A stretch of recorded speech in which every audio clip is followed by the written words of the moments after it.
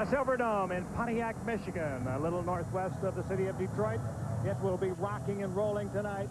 Some 80,000 fans on hand as two of the NFL's oldest rivals get it on one more time. A 132nd meeting. It'll take place tonight.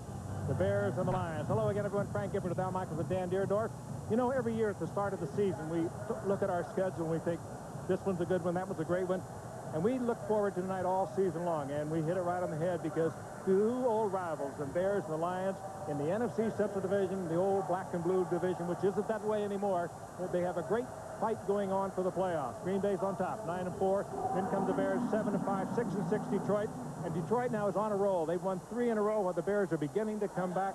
They've lost 3 of their last 4, Al, and they almost lost it a week ago. Kevin Butler saving it in the final seconds over the Giants. And, Frank, almost every game has been a nail-biter. The Bears in their last 9 games have seen each game determined by 8 or fewer points. A lot of good news in regard to Chicago this year, especially offensively. Eric Kramer having a Pro Bowl-type season at quarterback.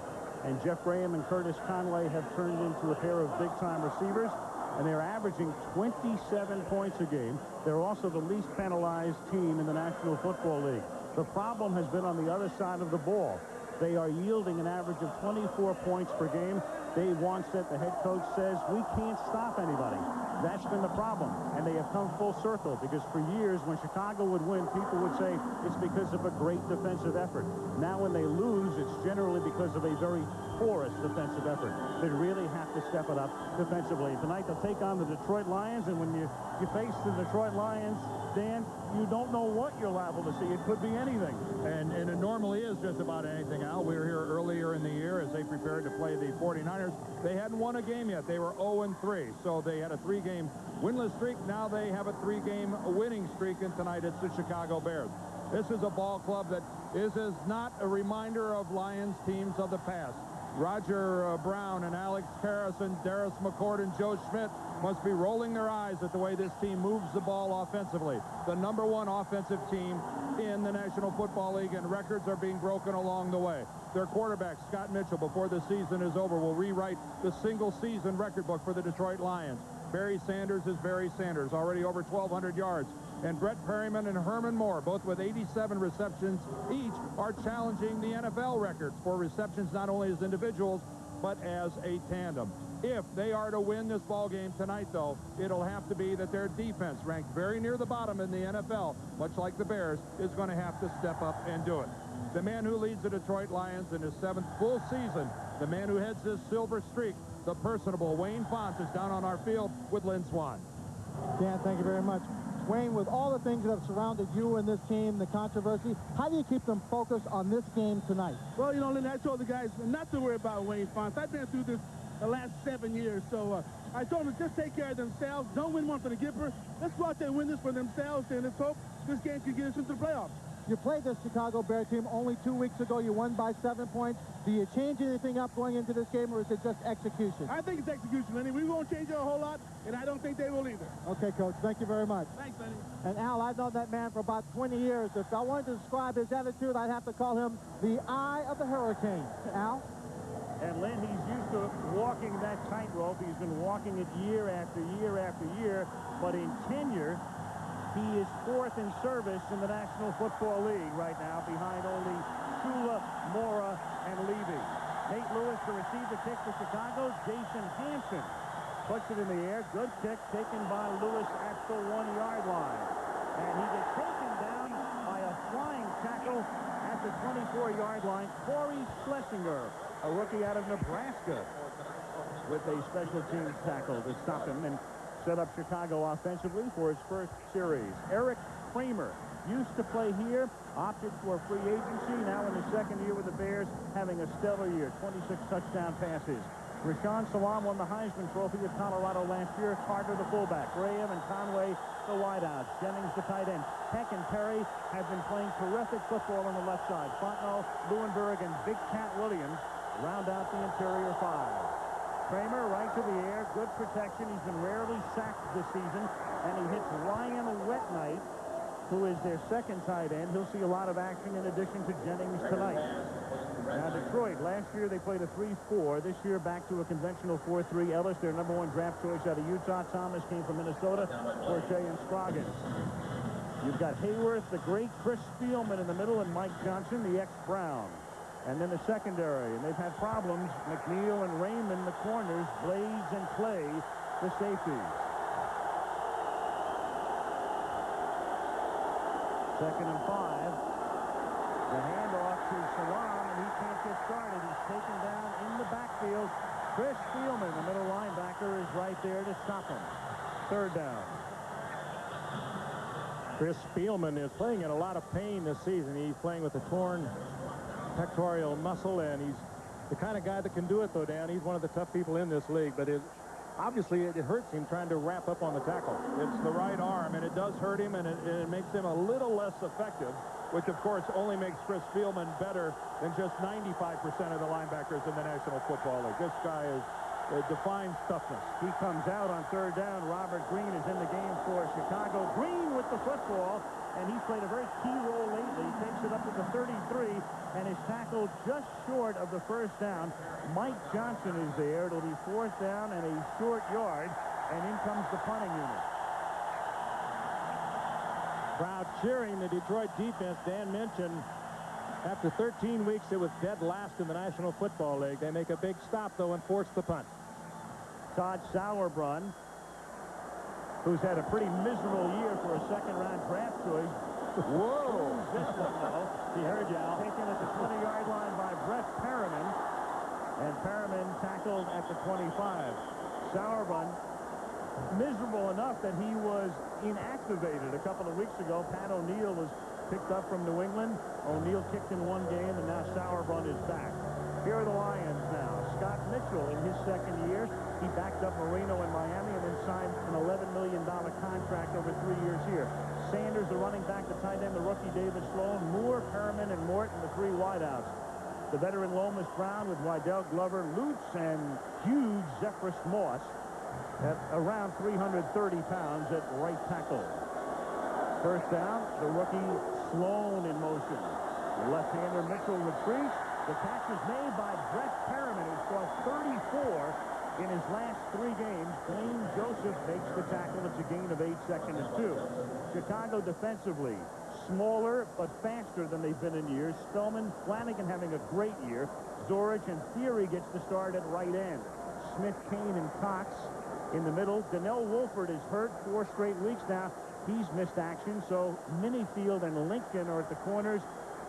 Carrier and Carter are the safeties. 2nd down and 2 from the 33-yard line. And Barry Sanders, first rush of the night, picks up about a half a yard up to the 34. It's going to be 3rd down and 1. Well, the guy clearly on the spot tonight for Dave Wanstead's defensive team is going to be Kevin Minifield at the 1 corner. He's only making his 3rd start in the National Football League. Not a lot of experience out on the corner, and certainly with Perriman, with Herman Moore, they're going to single him out. Lincoln on the other side is 5'10". Minifield at 5'9". Herman Moore at 6'3", one of the great leapers in the league, certainly wins that mismatch.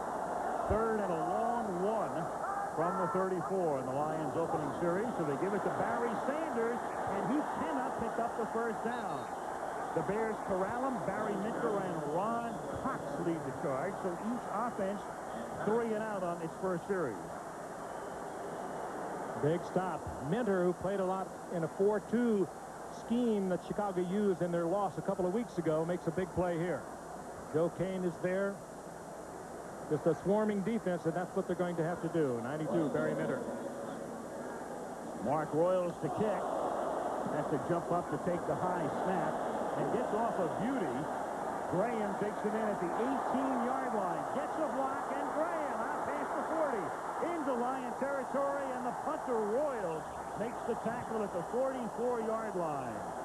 Graham having a terrific season as the Bears' top wideout with a beautiful punt return here, setting Chicago up in Detroit territory. Danny Abramowitz pretty happy about it. Take a look on the left side of your screen right there. Right here is the key block. That's Myron Baker, the linebacker. It's very close to being in the back, but it's enough to get Graham to the outside. And in a game where field position is all important, that return gives the Bears an awfully nice start in Lion territory. Graham had returned 20 kicks. His longest run back had been 16. That's for 39. Jennings, the tight end, makes the catch and is taken down from behind by Tracy Hayward after a gain of 5. Second and 5. Monday Night Football is being brought to you by Cadillac and your Cadillac dealer, creating a higher standard. Delta Airlines, you'll love the way we fly. And Miller Lite, when you've got the great taste of an ice cold Miller Lite, life is good. Life will be pretty good for the winner of this game. Chicago would be 8-6 with 2 of its last 3 at home. Detroit very much back in the thick of things. If they win, with a pretty soft schedule, as Salam gets wrapped up as he crosses the line of scrimmage and driven back from the 38-yard line by Mike Johnson.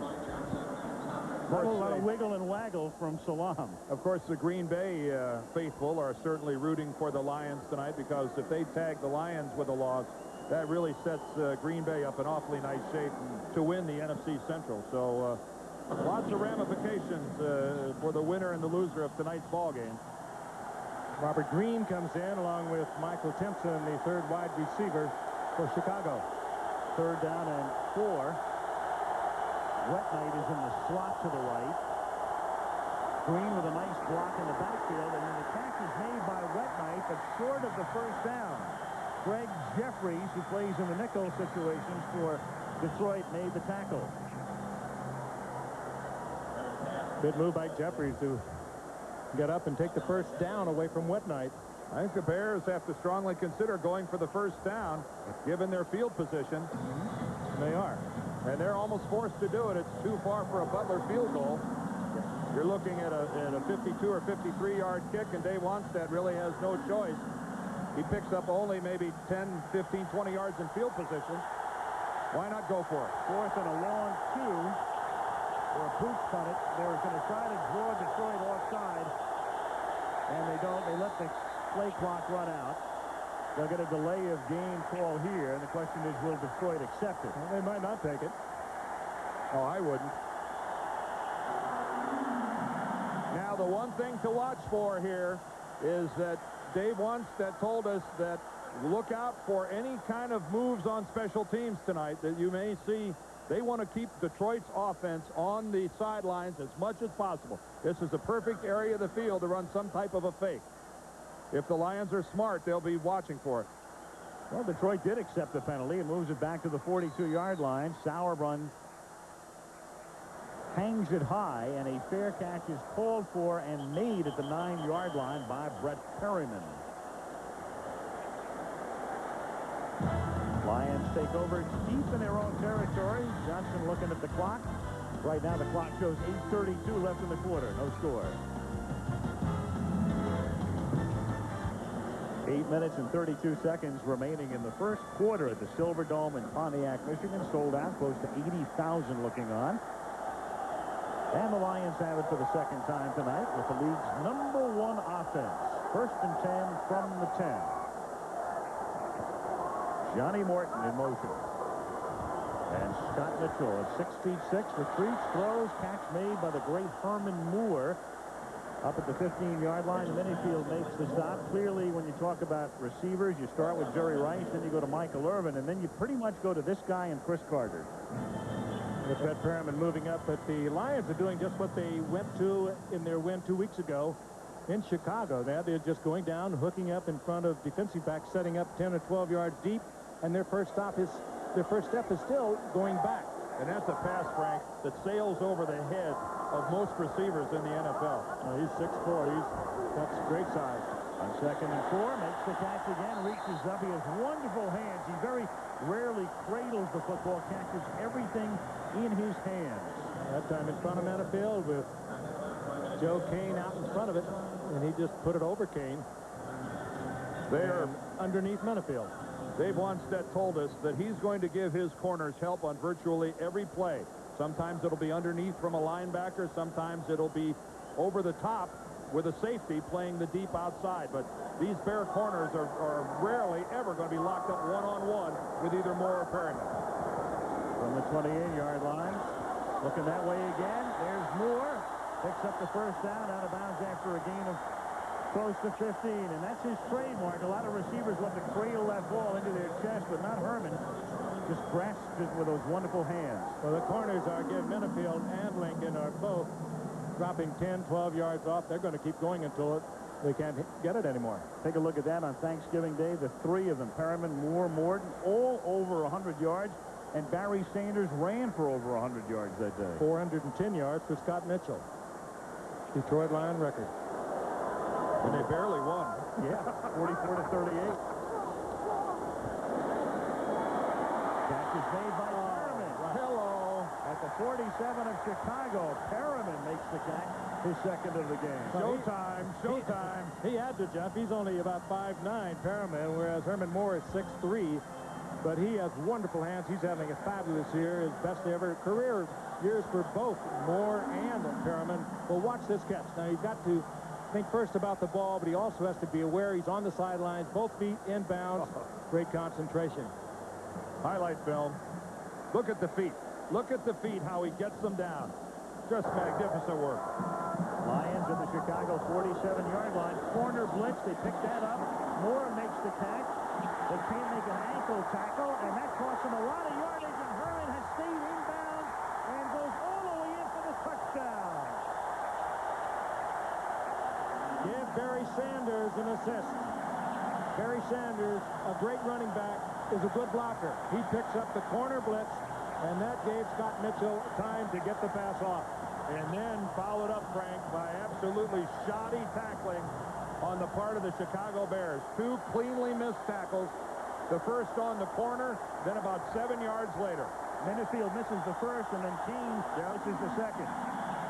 Now, when you blitz, and you're a cornerback like Minifield, you're in a blitz, you've got to be up there in his face. Minifield again playing way off. All he got was sock, and Joe Kane, don't ask me what he was doing. That was an extremely poor effort on the sidelines by number 59, Joe Kane. Hansen puts it through on his way to the end zone. He breaks Pat Studspill's single-season career receiving yardage record. Watch number 59 come in from the right on the sideline. You're a linebacker. You get a shot at a wide receiver. You got to make more of it than that. Well, there's Bob Slowick, the Chicago Bear defensive coordinator, realizing that what really kills you is when a 5-yard pass becomes a 46-yard touchdown. That can only happen by missed tackles, and that time the Bears had a couple that have hurt them a lot. And it's not only the score, but it demoralizes the defense. But like all great receivers, they turn the short pass into a big play. Kick by Hansen just does get into the end zone before it goes out of bounds. Had it gone out at the half-yard line, the ball would have come back out to the 40-yard line. That close to a penalty, that close to a touchback. Lewis can't believe it. The offense takes over at the 20-yard line. 7-0, Lions.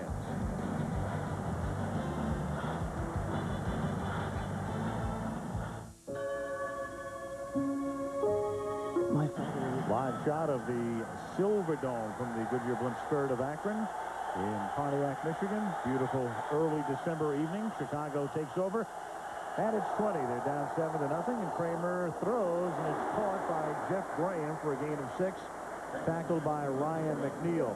The Bears, late in the season, in recent years on the road, have not only struggled, they have lost 14 consecutive regular season road games played in this month or January, which is 3 shy of that dubious NFL record set by Tampa Bay. They did, however, win a road game in January in the playoffs last year at Minnesota. Here is Salam going nowhere. Tackled behind the line of scrimmage. The Heisman Trophy winner, who came out of Colorado after his junior year and is averaging 3.4 yards per carry, tackled by Benny Blades.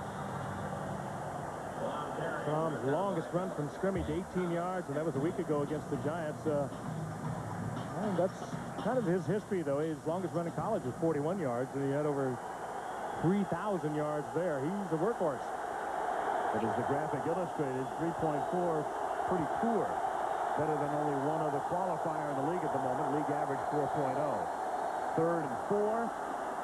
And the pass a little too high for Robert Green. Chris Spielman was all over Robert Green coming out of the backfield. Green wanted a penalty flag. He might well have gotten one. Spielman doing a fine job in there on pass coverage. Usually he's out.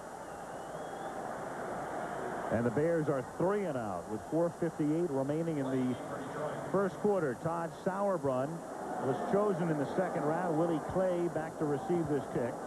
Sauerbrunn from West Virginia, drafted to punt and to kick off, and it's a low liner. Bad kick fielded by Clay, 36-yard line.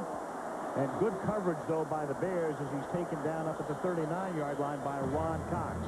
Back come the Lions with Mitchell and Moore and company with 4:47 to go in the quarter.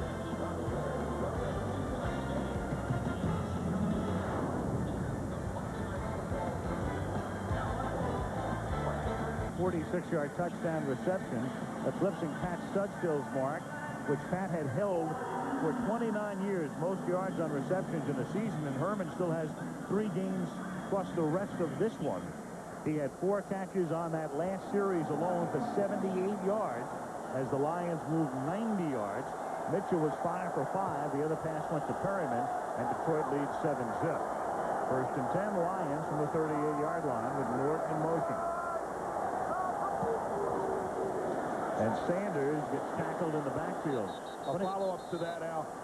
For Pat Studstill, when you put up a 1,200-yard-plus season in 1966, that was a whale of a season catching the football. That's a 14-game season to begin with, and at over 100 yards average per game by Herman Moore. Here it is. That was Carl Sweetman.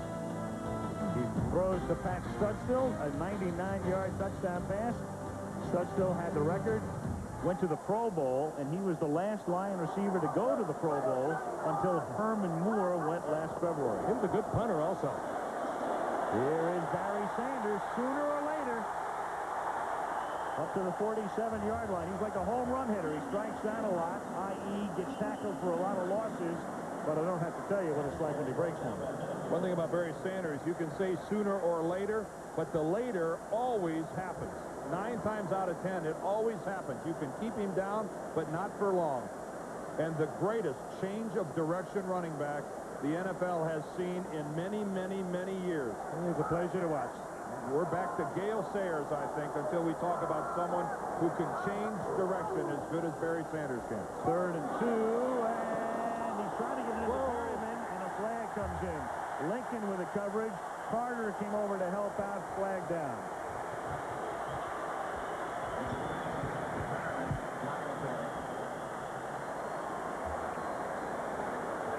Referee tonight is Mike Carey. Pass interference against the defense, number 39. Well, that's one way to stop them. This time Scott Mitchell trying to go up to the top to Perriman, and Lincoln on the coverage draws the flag. He's got help to the inside. He should have been positioned to the outside, and his hand all over Perriman. Not a very good start for either one of the Chicago Bear corners. Here is the 2000th carry of Sanders' illustrious career, and it's a 15-yard gain and a first. Marty Carter makes the tackle, 1st down. And this is a defensive coordinator's worst nightmare when you can run the football like Detroit has run on this series and throw the ball almost at will. You've got a major problem. Well, outstanding blocking by the Lions. They pin the corner. Barry Sanders uncontested as he goes around. Herman Moore gets a good block downfield.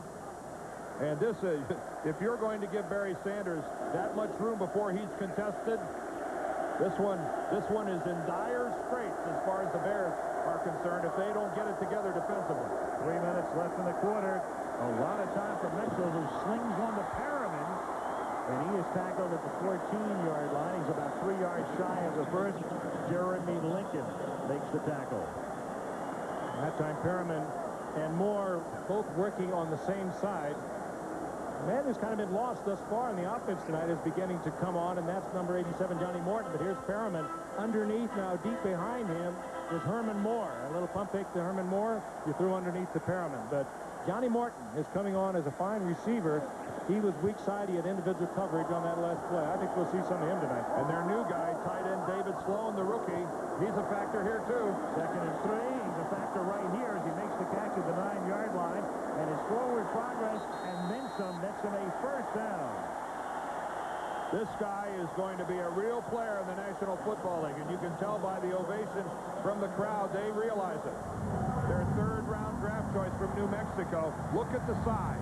He's getting a lot of help, Yep. man. As you know, Charlie Sanders, one of the great tight ends ever to play this game, and an assistant here with Detroit. And this is his project. David Sloan, he's done a good job with him. And like Sanders, Frank, he's got that speed. He can threaten the middle of the field. 1st and goal from the 8. Mitchell loves to throw the fade. He is 8 for 8 thus far. He gives it to Sanders here. And Sanders takes it just inside the 5-yard line. John Theory makes the stop. Wayne Fonte saying that guy, Charlie Sanders, should get a lot of the credit for what's happening with this Detroit offense. And you're right, Al. Detroit loves to throw the fade right here, and they love to throw it to Herman Moore. He's 6'3", a great leaper, and he has marvelous hands.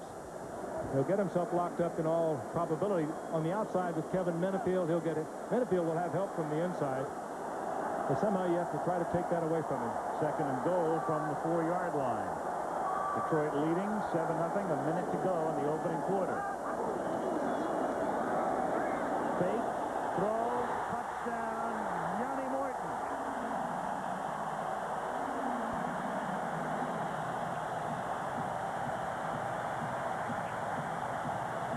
They've got a lot of weapons.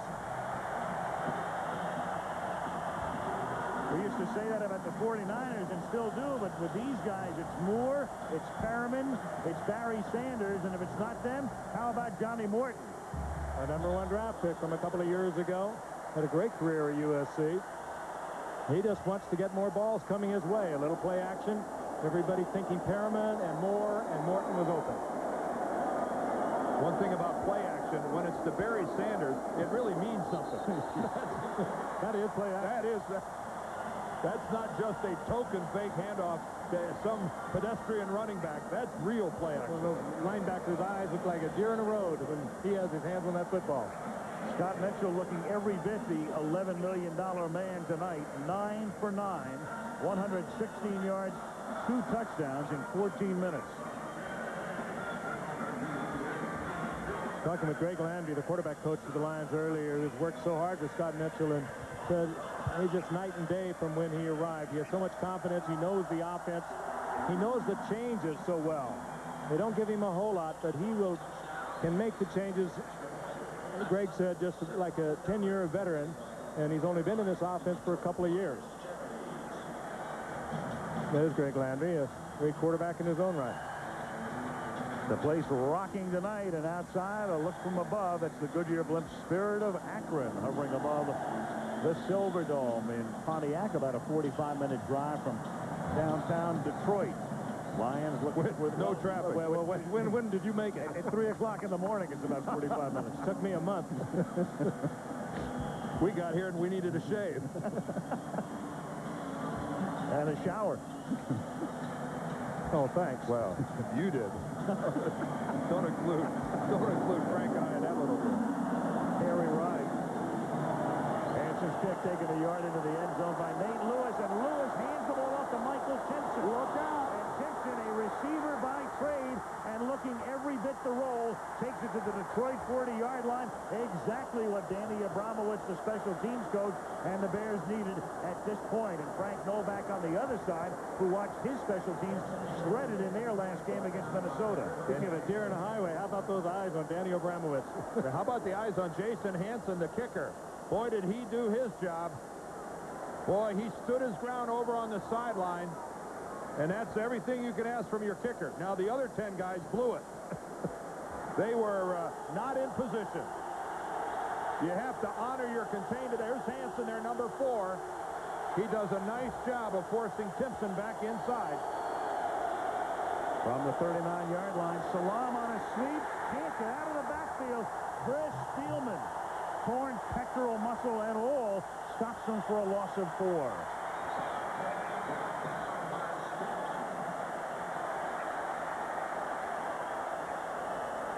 Not the speediest linebacker in the NFL, roving from the middle to the sidelines, not Chris Spielman's strength, but he made a good read that time and had enough speed to get there and make the play. And that will be the end of the first quarter here at the Silverdome in Pontiac, Michigan.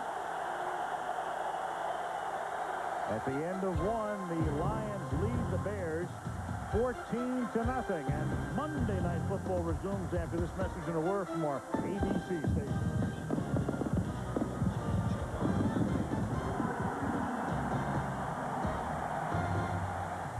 The Chicago defense shredded by Detroit thus far. Scalped. Yep, Simpson and Zorich and the gang down 14-0 as the offense tries to get them back into the game. They work on Lomas Brown's fingers. We start the second quarter. 14-0 Detroit. Second and 14 as Kramer retreats and throws over the middle, and it's knocked down at the 40-yard line by Mike Johnson, the linebacker, intended for the tight end, Wet Knight. Numbers through the first 15 minutes of play. Detroit with the #1 offense in the National Football League. Means they've gained the most yards per game. And they're on that sort of a pace. 142 yards if you looked at it over a 4-period sequence, it would be 568 yards. Well, Chicago is 6th ranked, Al, and they put no numbers up there at all. Yeah, they're threatening the 80-yard mark for the entire game if you project it out their total of 20.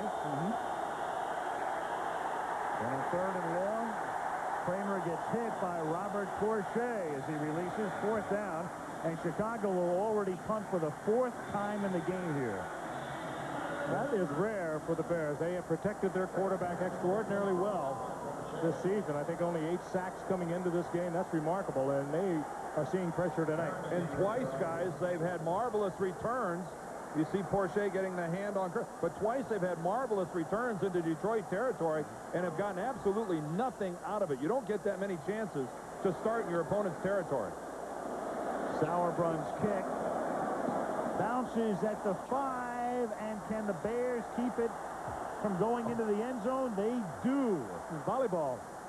Nice play. Pat Eilers, number 25, getting down there along with Ryan Wetnight to keep it from going into the end zone. But one official overrules the other, and now they say it was a touchback.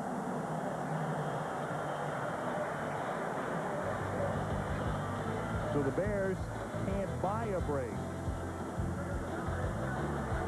Into the end zone and went, they say, and after the 20 comes Detroit. And ruling this a touchback. Take a look on the left of your screen right there. All right, number 37 is going to come in right here. Wet Knight gets it first. Keyshawn Johnson, watch his right foot. Right there, he steps on the goal line as he's touching the football. That places the football in the end zone for a touchback. A very alert call by the officiating crew here at the Silverdome. And they did it at full speed. Yep. Great call. First down, Detroit at the 20. Opening minutes, second quarter. Lions leading 14-0. Mitchell, and that's too high, intended for Moore. Covering on the play was Kevin Minifield. And again, it's very early in the game, but it's one of those key situations where the Chicago defense is going to have to step it up and do it right now. So far, they could go to Moore on almost every play, even when he's had the underneath coverage, helping Minifield. Minifield playing so deep. That time, he was at least 6 or 8 yards off Moore after Moore was 10 or 12 yards deep. Somehow or other, you're going to have to make some kind of adjustment. They're just going to keep going there all night. Well, the loss of Donnell Wolford right now really shows how desperately the Bears need him. That was Mitchell's first incomplete pass. Now he is 10 of 11 as Barry Sanders almost got loose enough for a first down, and then tackled by Kevin Minifield, and there's a flag down. I think you're probably going to get a call against Brett Perriman. Looked like he hit somebody in the back. Mike Carey, an official for the 6th year. It's his first year as a referee and his first Monday Night Football contest as a ref. Illegal block in the back by the offense, number 80. 10-yard penalty. Brings up second down. Yeah, this was pretty apparent right at the end of the play, right where Sanders goes down. Perryman drops, I think, Jeremy Lincoln. All right, let's take a look. There it is at the top right part of your screen. Now watch as he finishes this off. He's going to come in from behind, and he pushes Lincoln to the ground. Granted, it wasn't a brutal hit, but he realized he did it because he instantly went up with the hands trying to say, I didn't do it. And he didn't protest it either. But it was a little picky. Well, right now, the Chicago Bears need all the help they can get because they're not making anything happen on their own. You know, we talked about these two outside receivers, Perriman and Moore. They do everything, too. They do a lot of good blocking downfield. They never know when Barry's going to come out of that backfield, so they are really fine blockers downfield. They're just complete football players. When Scott Mitchell started throwing the football with confidence, having Barry Sanders already in place and having Moore and Perriman waiting for this guy to mature, this is an offense that has blossomed. This is an explosive offense, but it all hinged on the maturation of Mitchell. 2nd and 5, and it's dropped by Barry Sanders. So Mitchell throws one for Moore too high, and then Sanders drops one. Dwayne Joseph covering. It'll be 3rd down and 5. Tricky little catch for Barry coming out of the backfield, but he handles it well. He's had over 30 receptions on the year himself. He's very patient. He knows they stack a defense for him. He knows he'll get his opportunity. This one thrown more at him than where he had to do a complete 360, and he just didn't handle it. And he knows he'll get his moment. 14-0 Lions. 13:44 left in the first half. On 3rd and 5.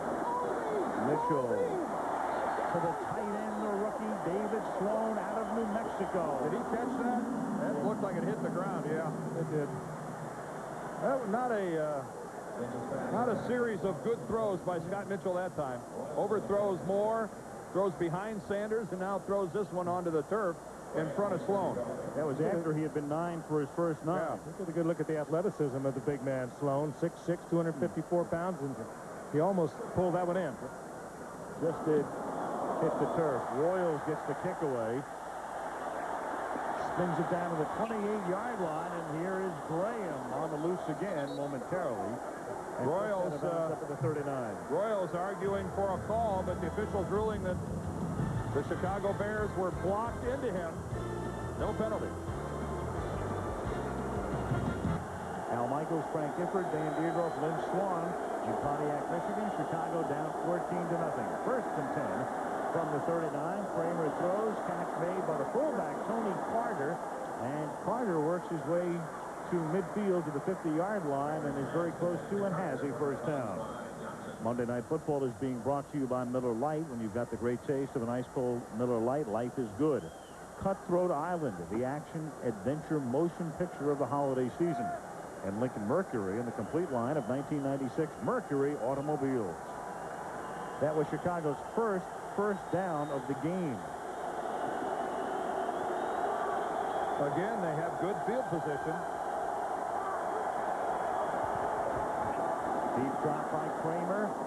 Guns it far side. Good throw, and the catch is made at the 34 by Curtis Conway. Conway looks like he's hurt. He's still down. I don't think Conway got his feet in bounds, but the official ruling that he was knocked out of bounds. Detroit will argue this, but if the momentum of the defender carries him out of bounds, they will give it to the offensive player. Well, especially if that momentum is provided by a defensive player. The question is, did he have possession as well as he was pushed out of bounds? Ryan McNeil was the Lion cornerback. Well, It's a high throw. It's a high throw. There's Conway.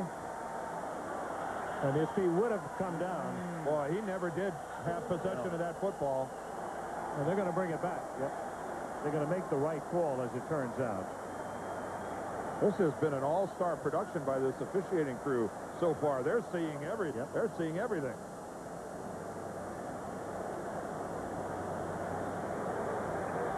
Pass is ruled incomplete, 2nd down. As well it should have been. Still a great effort by Conway, and a superb one by Ryan McNeil to actually force it out of his hand. And it was good teamwork by the officials. The one from behind was ruling he was knocked out. The one in front saw that he didn't have possession. Second and 10. Big, heavy rush, and the pass is incomplete. Third down. Kramer's been well protected all year long. They like to have him get rid of the football. 1, 2, 3, boom. But he's been not able to do that, and he is getting pressured. Shane Bonham, a backup tackle, and Luther Ellis, their #1 draft choice from Utah, led the charge. Well, Bonham enjoys a tremendous luxury, and that's the fact that he has Henry Thomas on the other side. And Henry Thomas is going to be double-teamed all the time, and the defensive tackle on the other side of Thomas is going to be single blocked the entire game. Bonham rotates in, spelling Crochet in this sequence. Third down 10 from the 50-yard line.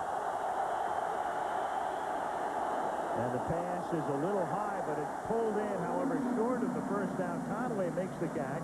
McNeil makes the tackle, but they're short of the first down. And London came in and knocked Kramer down as he threw. Kramer, Conway both read the blitz. However, it was just good defensive coverage by McNeil. He was up tight, as you have to be when you have the blitz. Kramer reads it right here. Will pick it up. Kramer fires it, but McNeil is right there. Well, the Bears kept their offensive team on the field. Remember the last time they just tried to draw Detroit offside. Down 14-0. Dave Wanstead is going to have to seriously consider making a play for this. And they'll talk about it. Chicago takes a timeout. It's first. 12:01 to the half. The Lions up by 2 touchdowns.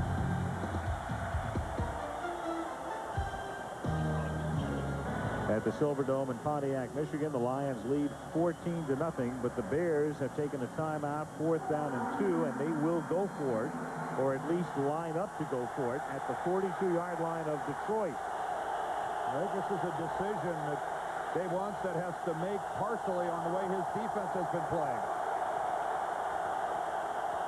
And the catch is made. Graham flagged down, however, at the line of scrimmage. Play makes the tackle. Well, we definitely had a flinch on the part of the Bears. A hard count by Eric Kramer. He was very good at it.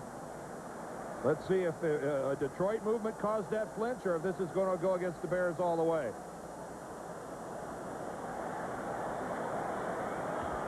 Might carry the ref. Before the snap, there was a false start on the offense, number 88. 5-yard penalty, still 4th down. Jeff Graham. It's unusual for him to be involved in it. That's a wide receiver. There he is right there in the slot. And that's a killer. He ends up catching the pass, but he had to know even as he was running the pattern that he had made the mistake. Now Todd Sauerbrunn to kick. High floating kick. Willie Clay calls for the fair catch and makes it at the 16-yard line. 31-yard boost. Lions back on offense. 11:52 to the half. 14-0 Detroit.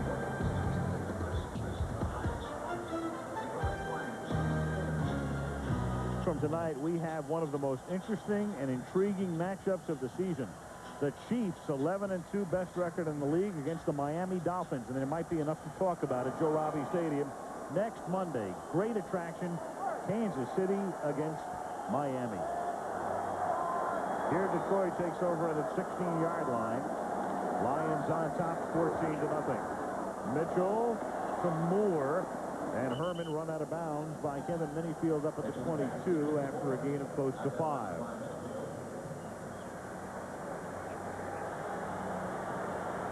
Lions tonight, and the Bears, the average starting field position. Chicago has begun at its own 39 on average, and Detroit at its own 23, but the Lions with long drives paying off. Tom Moore, the offensive coordinator, they've been calling the right numbers. This time they called Sanders' number, and he takes it to the 25-yard line, short of the first. Carter makes the tackle, 3rd and 1. Herman Moore out front blocking for Sanders, and I don't know, when I watch Sanders, I mean, every time he carries the football, you feel he's going to break it. He is one of the most exciting running backs I've ever watched. How many players, Frank, are there in the National Football League that accelerate your heart rate just every time they touch the football? They're less than a handful, and Barry Sanders certainly one of them. He's totally unique. 3rd down and 1, and the catch made by the great Herman Moore, and he is up to the 33, and that's a 1st down. Tackled by Kevin Minifield. I said earlier, as long as they're going to give Herman Moore 6-8 yards, they're going to take it every time. They do it off an automatic. They call the play, and they'll change it to a run if they get out of this coverage. But Minifield laying off about 10 yards when he sets up, and his first step is back. That was on a 3rd and 1. Moore has now caught 6 passes tonight and 93 this season. Fake draw. Then Sanders lays down a block, and Mitchell under pressure throws it away incomplete. And looks for a flag. Chris Dorich and Barry Minter got to him. That time Mitchell had intended to go deep to Herman Moore, and they pressured him out of the pocket, and he couldn't get the delivery. Mitchell in the first Bear game a couple of weeks ago sprained his ankle, and he's not all that agile to begin with. This time he just unloads on it with the pressure, and even though Herman Moore had gotten by Kevin Minifield, he didn't have time to get it there. Mitchell already 146 yards tonight in the first 20 minutes of play. Here's Sanders.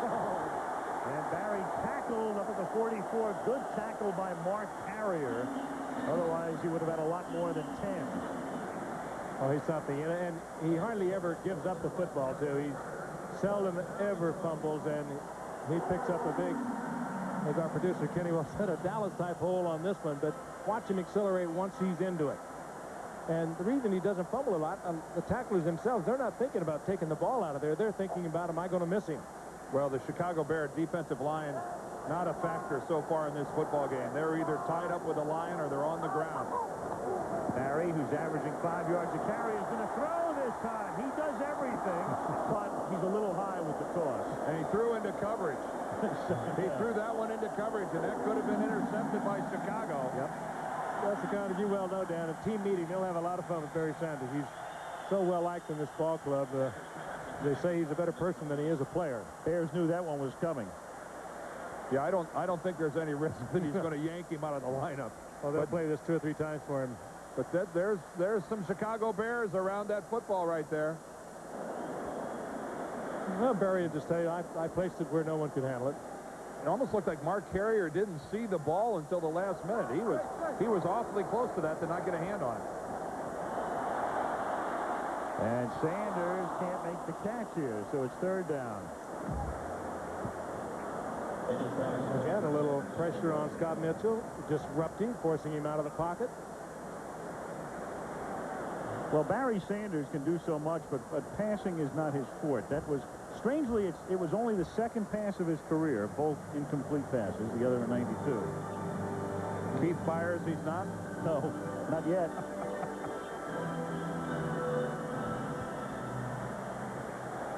Keith Byers, formerly of the Eagles, now with the Dolphins, one of the more prolific running back / passers.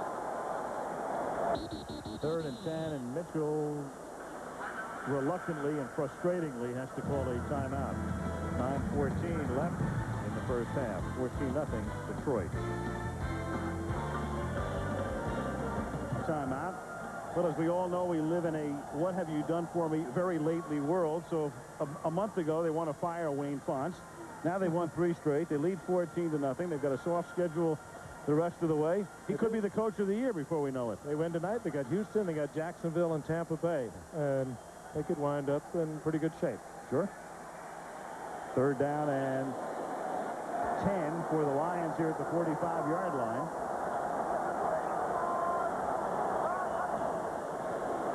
And they give it to Sanders on a draw. And Barry gets taken down at the 50-yard line, and they'll have to punt. Unfortunately for Wayne, he gets a lot of credit for the fact that they're on a 3-game winning streak, but it also raises a question with all of this talent. When you watch the Lions go up and down the field, how could they open up at 0-3? How at one point in time could they be 3-6? It's kind of a double-edged sword for Wayne. There's criticism that the Lions should be in a much more comfortable position than just at 500. And it seems to happen annually. Mark Royals kicks. Graham was back there, lets it bounce, and it goes into the end zone for a touchback. That's where the Bears will take over at the 28-33 to the half.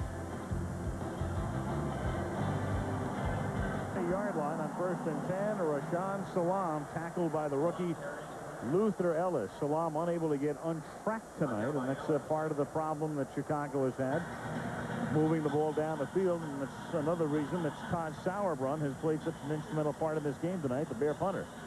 Good fill there by number 59, Mike Johnson. I'm going to give Salaam back about 40 yards. He had actually in college had a 67-yard run. I said earlier 41 was his longest. He actually had a 67-yard run for his longest.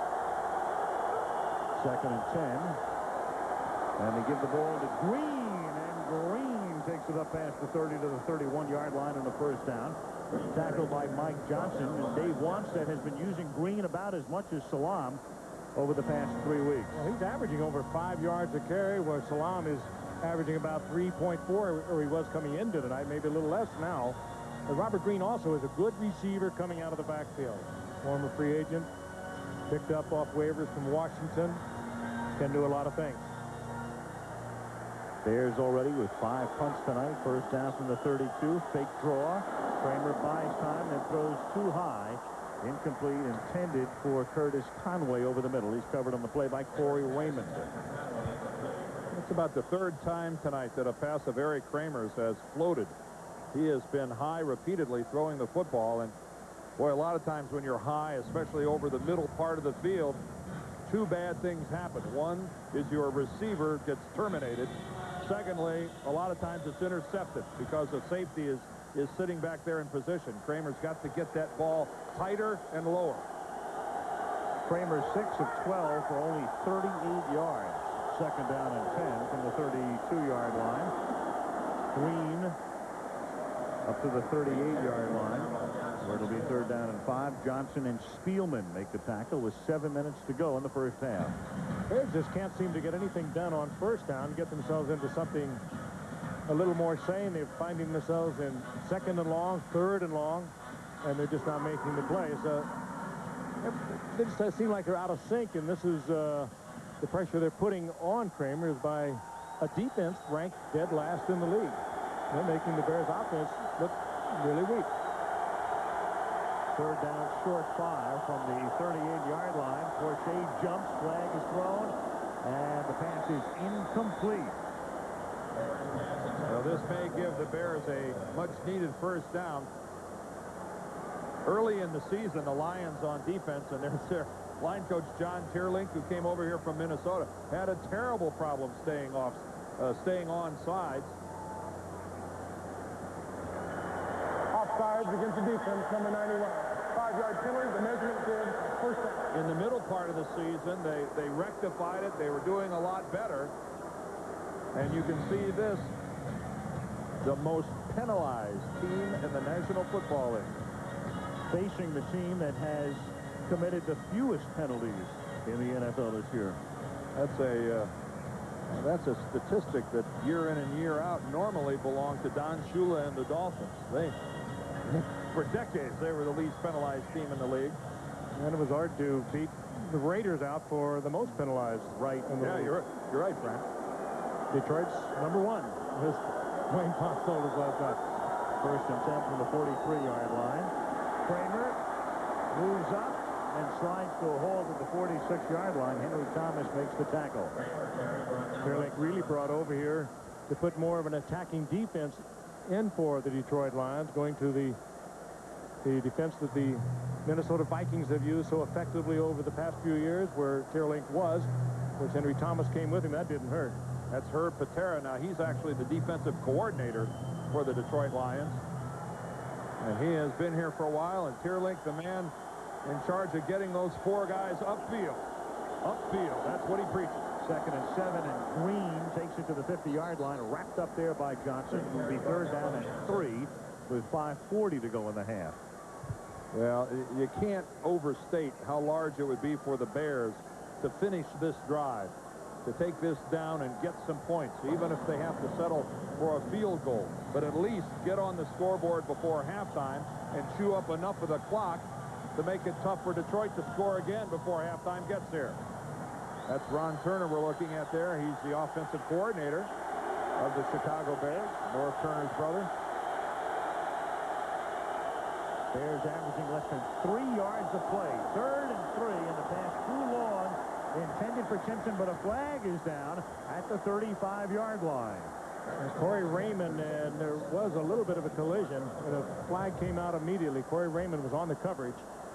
Well, Timpson was not as far downfield as Eric Kramer expected him to be. Pass interference against the defense. And that's why. Whoa. No way that ball. Kramer threw the ball to a spot. They practiced it over and over and over. And now we see that there was a good reason why Michael Timpson didn't make it to that spot. Well, it was Corey Raymond, number 31. He gets an arm and just breaks the stride of Timpson trying to get downfield. Whether or not he could have got under this ball, I don't know. But it's very disruptive to have somebody give you just a little bit of tug. It'll throw you off stride, and the official was right on top of it. I think that Raymond did that consciously, thinking he was beaten for a touchdown. From the 36-yard line, Kramer started to slip and then gets sacked. Tracy Scroggins, 4th year out of Tulsa, one-time running back, sacks him back at the 43-yard line. Again, I'll go back to what I said earlier. The Bears have protected Kramer so well all season, and it's a combination of a 1-2-3, get rid of it, drop. But he had no shot here. The pressure by Scroggins right on top of Kramer before he had a chance to even think about going upfield with it. Well, it's a mismatch for the Bears as they're trying to block Scroggins with a running back. Number 30 was Tony Carter. He certainly didn't put up a great deal of resistance against Scroggins. He'll win that thing time after time. It's 2nd and 17, and Kramer loses the football and then recovers as Antonio London came flying in, knocked it loose. Antonio. And then he started to celebrate before he realized who recovered the football. Yeah, Antonio setting the record for getting to the bench quicker than any player in the history of the game. Now has to make the trip back out to the middle of the field. Well, he's an expert pass rusher for Detroit. He has 4 sacks on the season. A lot of speed. Make it 5. That's 5. 239 pounds. He's very quick from the corner. And just around James Williams, big cat, just couldn't stay with him. Yeah, they'll officially record that as a sack, and he's quickly to the bench. Yep. 3rd and 24. They have to get to the 26 to convert. Green inside the 40, and he takes it to the 36, so they're 10 yards shy. Johnson makes the tackle. 4th down coming up. 3:50 left in the half. Boy, the Bears here in the first half, they've made it now to the 36. They've already been to the 38, to the 40, and to the 42. 4 times they've been inside Detroit territory and haven't been able to get much of anything out of it. Now you're looking at a 53-yard field goal attempt. You saw Wanstead shake his head and send Butler into the game. Butler's career best is 55. Again, be alert for special teams trickery. Trickery and deceit. 53-yard attempt, maybe. He kicks it, but this one's not going to make it short. Boy, and now, with 3 minutes and 12 seconds left on the clock, now it's Detroit's turn. Good field position and a lot of time. That's the risk you take. I mean, it was, I'm sure that it went through Dave Wanstead's mind. Can Butler reach it? I mean, it would have been right at the extreme limit of Kevin Butler. And it goes to the spot whence it was kicked, which is the 44-yard line. Well, you know it's customary with a kicker who has the experience that Kevin Butler has to go to him and say, what do you think? And obviously Kevin said, I think I can do it. He's inside a dome. Kickers love it. Doesn't have the swirling winds of Soldier Field. And Dave Wanstead, guys, remember how quietly confident he was when we met with him yesterday? I think he's a little rattled right now. He is. He said he liked his defensive scheme the last time they played, just didn't like the execution. Here's Moore making the catch, and he's out of bounds at the 46, and enough for a 1st down for Detroit. Again, right in front of Mennefield. Reminds me of John McKay's line when asked, what do you think about the execution of your team? And he says, I'm all for it. That might be the case with the Bears defensively here in the first half. Yeah, John could have said that year after year at Tampa Bay. Oh, he was a wacky guy. He was. He wild and woolly and wacky guy. 1st down at the 46-yard line. Moore has caught 7 balls in the first half. How about 8? 1st down at the 30-yard line. Well, that was beyond Mennefield. He had They're getting double coverage with Carrier and Minifield, and Scott Mitchell showing a lot of arm, just whipping that out there before the coverage could collapse. Watch this. Now Moore get behind Minifield. Step to the outside. Carrier's over there behind him in the double coverage. I would think that even going to an end zone camera like that we'd find a Bear in the picture with Herman Moore. We couldn't even do it from that angle. We may have to go wide angle. Detroit at the 31, 2:20 to go in the half. They lead 14-0. Catch made. Herman Moore having another spectacular game. Takes it to the 20 and a first down. Well, this is a cornerback's nightmare. I think they might call Bob Slowick. Say, I need a little help out here. 9 catches, 129 yards for Herman Moore as we come up to the 2-minute warning. 14-0 Lions. Kynette is up there in the Goodyear blimp Spirit of Akron. Has made its way up from northeastern Ohio to southeastern Michigan on this coolish evening. I don't know how they're flying it without me. You better get home. They got some weather moving in here. Yep. College basketball comes away Saturday. Villanova, number 3 in the country against Purdue. Florida State takes on DePaul, regional action. And then the Diners Club matches featuring Jack Nicklaus and Arnold Palmer. And coverage begins this Saturday at 3:30 Eastern, 12:30 Pacific, right here on ABC. 2 minutes left in the half. Detroit leads 14-0, and they have a 1st and 10 at the Chicago 20. If you're on the Detroit offensive unit as a wide receiver or running back like Barry Sanders is, you just say, you just give me the ball. Just that kind of a night. Ward Everything Bond is working. Ward Bond and the wagon train are rolling into the Silverdome, and the officials have had to delay this series until they get out of the back of the end zone. I don't think we want a receiver running into a Conestoga down there. No, Horace Greeley leading this charge. Oh, here come the Prairie Schooners. Oh, yeah. And Herman Moore land on top of one of those. That's where they like to go to Moore, on that fade route that we've talked about. But you better believe that Perriman and Johnny Morton are saying, hey, mate, throw that ball to me. I'm open, too. Moore lines up to the right side. He's caught 9 passes in the first half. Mitchell. And nobody is home, so some miscommunication there. The nearest intended receiver, I think it was Morton, and Perriman ran the wrong route. It was Perriman. Perriman knew that he ran the wrong route. He didn't hear it from Mitchell when he changed it or something, and he looked so embarrassed. It's a blitz by the Chicago Bears, and it's read by Mitchell, not by Perriman. They had to set up that side. If the blitz comes to that side, you run the fade into the end zone. Perriman didn't see it. And look how far, even Lincoln, they're playing off these Detroit receivers. 10, 12 yards, they're back.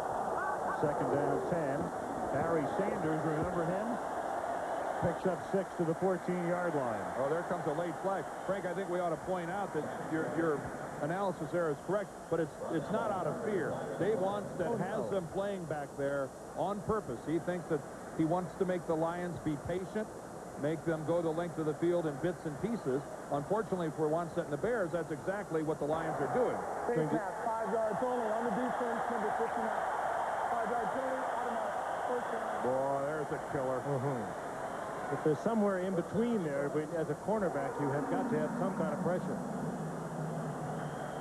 There's the face mask right there. And that head spins. The official will see it every time. Joe Kane, the middle linebacker. And that is an automatic first down. Bad time, bad place.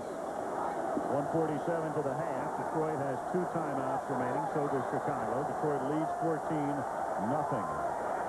1st and goal. Mitchell, little save for Perriman, and Lincoln with good coverage. 2nd and 10. I think that might be more to pacify Perriman than anything else. The wide side of the field is to Herman Moore, who's locked up and would have been single coverage, perhaps with inside help with Minifield. But that was fine coverage by Lincoln. They're forced in to play tight because of the end zone presence. They've gone a while without giving Barry the football. I think we'll see Sanders handle this thing sometime soon. 2nd down goal. He looks toward Moore, and then Herman gets spun around, and the pass is incomplete. It's thrown behind him. Minifield covering on the play, and Carter over to help out. 3rd and goal. Herman's caught 9 passes in the half. The NFL record in one game is 18, set 45 years ago by Tom Fears, so he's on the pace right now to tie it. Minifield up tight because of the end zone presence, and also he knew he was going to get help from the inside with Marty Carter.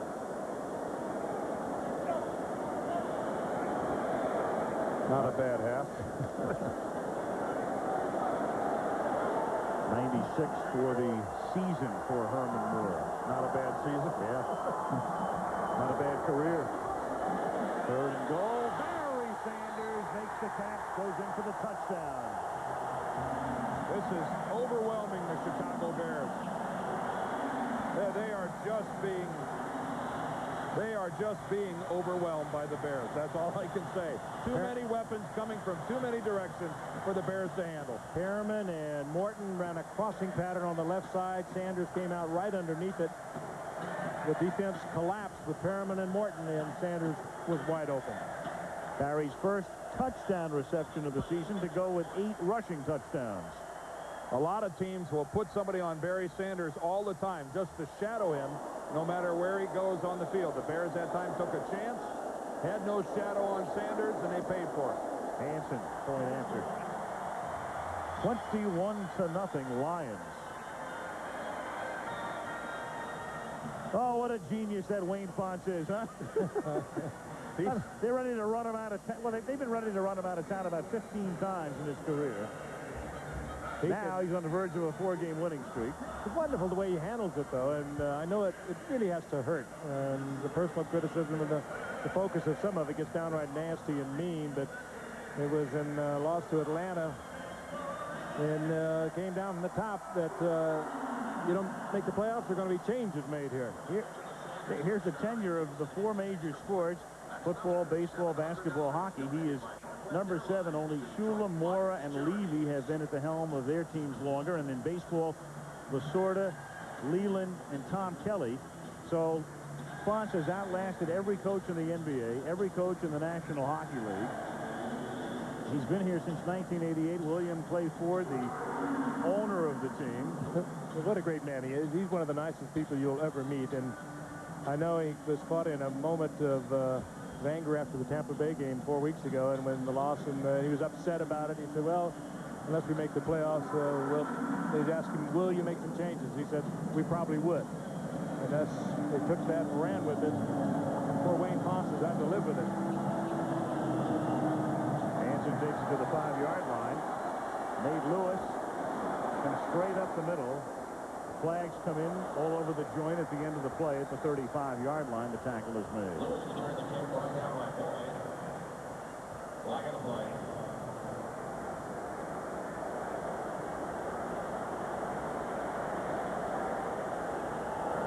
On the return, holding. On the return, King, number 36. 10-yard penalty, first down. Sometimes it starts slipping away from you so fast you can't even grab it and get control of it, and that's what's happened to the Bears here in the first half. Every opportunity to make a mistake, they're doing it. Dave Wanstead is going to have to get his club in the locker room at halftime and just try to settle them down. The frustration has to be absolutely tremendous with this Bear team. Again, the surprise is not that the Detroit Lions are putting up the numbers. It's the fact that the Bears have put the 6th-ranked offense in the league, and they've been scoring a lot of points. They can't move the football tonight. 64 total yards in the first half for the Bears, obviously way below what's acceptable. Detroit playing very well on both sides of the ball, and they lead 21-0 with a minute 24 to go in the half. Play clock is down to 4. And Kramer, under pressure, throws. Wet Knight makes the catch. Tackled up at the 30-yard line. It'll be 2nd down and 3. The Bears have 2 timeouts at their disposal. Spotted at the 31. Called it 2nd down and 2.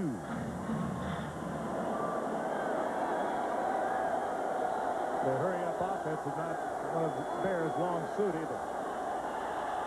Kramer, after escaping a near sack, finally gets sacked by Henry Thomas. Porcher was the first guy in there. Boy, did he get in clean and in a hurry. Once he forces Kramer to backpedal and get Porcher away from his feet, Eric has no chance to react and get away from Henry Thomas. Third sack of Kramer. The last time he was sacked 3 times in the game was Chicago's last visit here last year. There's Porcher at Kramer's feet, and he's just, Eric has no chance to get away. 28 sacks against Kramer all season. He's taken every snap. 3rd and 13, and on a draw they get to Green, and he gets run down by Mike Johnson like a truck. Run down, run over, run through. Mauled. Former Cleveland Brown came over to then protected free agent. And Chicago's just going to let the clock run down. Will Detroit take the timeout is the question. Some of the Lions are asking for a timeout and unable to get the attention of the officials, and the clock runs all the way down. Well, Brett Favre and the Green Bay Packers have been red hot. Brent Musburger will be talking to Brett at the half. We'll also have a chat with Marcus Allen, who had a brilliant day in Oakland yesterday. That's the first half in Pontiac. Detroit leading by a score of 21-0. And back we come after this message from the NFL and a word from our ABC station.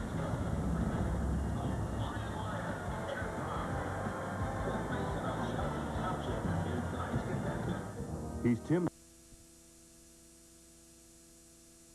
With Frank Gifford, Dan Dierdorf, and Lynn Swan in Pontiac, Michigan, where the Lions are red hot, leading 21-0, seeking their 4th consecutive victory.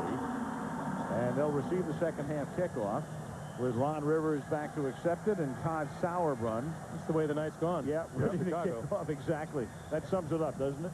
Any chance that Dave Wanstedt raised his voice in the Chicago Bears locker room at halftime?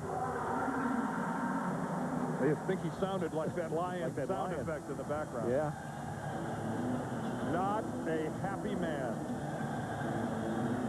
It might have reached the Ditka decibel level. Sauerbrunn's kick is taken at the 9-yard line by Alan Williams. And he brings it back up to the 28-yard line, and let's check in with Lynn Swan. Lynn? And now one look into Dave Wanstedt's eyes, and you know he didn't talk to him with that English genteel voice. He was disappointed with his team's play because of the penalties and because of the missed tackle that you guys were talking about earlier, and felt they were being out-physical at the line of scrimmage. Now, when I talked to Tom Moore, the offensive coordinator for the Lions, he was surprised that the defensive backs were giving them so much room at the line of scrimmage. He said that's the same thing they did in Chicago, and they hurt them then. Also, he said they cannot stop Barry Sanders with 2 deep. One of those safeties has to come up. He says if they continue to do that, they will continue to put points on the scoreboard. Al? All right, thank you, Lynn, as Detroit takes over at the 28-yard line against the 4-man Chicago front, and Mitchell will go to the air, looks left, throws right, catch number 10 for Herman Moore, breaks the tackle, picks up the first down, and the second half begins the way the first half ends. You know, the point Lynn was just making, though, about bringing one of those safeties up to play the run is, though, that means that you can't give the corners the help that they need. It's a real catch-22 for Bob Slowick, the defensive coordinator of the Chicago Bears. These corners need help from the safeties, Frank. When you play corner like the Bears are playing, you cannot miss tackles. You have to make the tackle and give and give and give and hope for a turnover or something to happen to the offense. You just can't play that deep and then miss the tackle. From the 44-yard line, Mitchell, buying time, checks off, throws underneath. Barry Sanders with acceleration down the sideline, bumped out of bounds at the 16-yard line. A little change of pace move, and then he just accelerates and takes it into a 5th gear. Yeah, he burned rubber about the 40-yard line. Just quick clutched it, and he was gone. He is such a pleasure to watch. 40-yard pickup. You sense that this is beginning to border on a slaughter? And I don't mean Webster. Watch this now, Barry. Looking. Now watch this. Just another gear. And missed tackles all over the place. But Joe Kane, the obvious one. Sanders, who had 51 yards on the ground in the first half, gets taken back as he crosses the 15-yard line. Kevin Minifield leads the charge. Play before. Sanders taking the pass. Look at those eyes, Waiting. how they work the field. Yep, knows exactly when to accelerate. Let's See you see. later. Not blazing straightaway speed, but plenty of it. Plenty of it. More than Emmitt Smith. When Barry Sanders gets in the open, especially down the middle of the field, he's seldom caught from behind. This guy can motor scooter, which is always a nice thing to do in the Motor City. 2nd and 8. Mitchell gets sacked as Jim Flanagan, the one defensive lineman who is having a very good season, and it would figure he'd be the guy to get the sack. That's his 5th sack, and there was a receiver open. Just lucky he was there. 10-yard sack. We saw Flanagan twice earlier this year on Monday Night Football. Watch the spin. That pass. Look at the spin move inside there by Flanagan.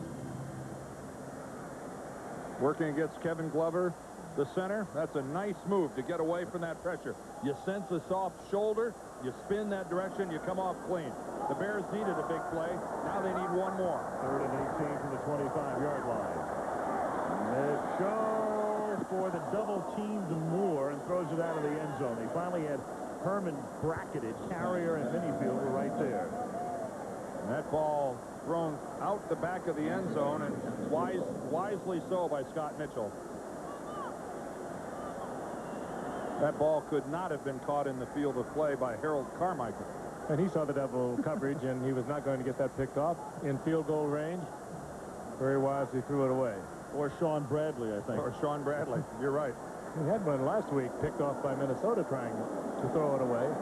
This is a 42-yard field goal attempt for Jason Hansen, who is somewhat dubious from beyond 40. But not here. That could have been 55 or 60. Yep. He's been brilliant in his career from under 40, so-so beyond 40, but bangs this one through, and it's 24-0. Monday Night Football is being brought to you by Dr. Pepper and your local Dr. Pepper bottler. Dr. Pepper is just what the doctor orders. Ford and your Ford dealer. Have you driven a Ford lately?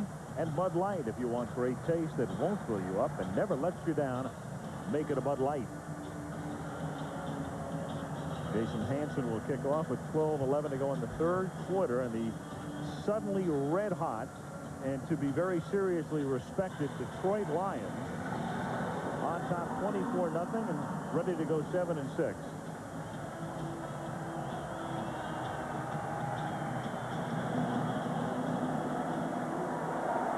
Taken at the 1-yard line by Nate Lewis.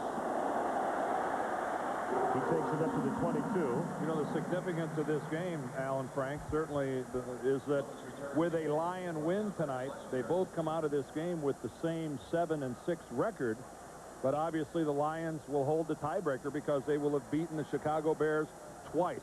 So you cannot overestimate the amount of damage that the Lions will do to the Chicago Bears if they go on and win this game tonight. And you've got Green Bay with a 2-game lead, and don't forget Minnesota, because Minnesota is also 7-6. And Green Bay with 2 games, the tiebreaker edge over the Bears. First down from the 21-yard line. Kramer, the deep drop. Bad-looking screen. And reading it brilliantly was Mike Johnson, who takes care of Green. The defense Showed up tonight for Detroit. They have struggled all year long on the defensive side of the ball. They're looking like the original fearsome foursome, aren't they? Good read. And Mike Johnson all over that one. Mike Johnson manning the middle with Chris Spielman. 2nd and 17. Broad to Green, and Green breaks one through the middle and up to the 33-yard line, tackled by Blades and Clay, and that's a first down.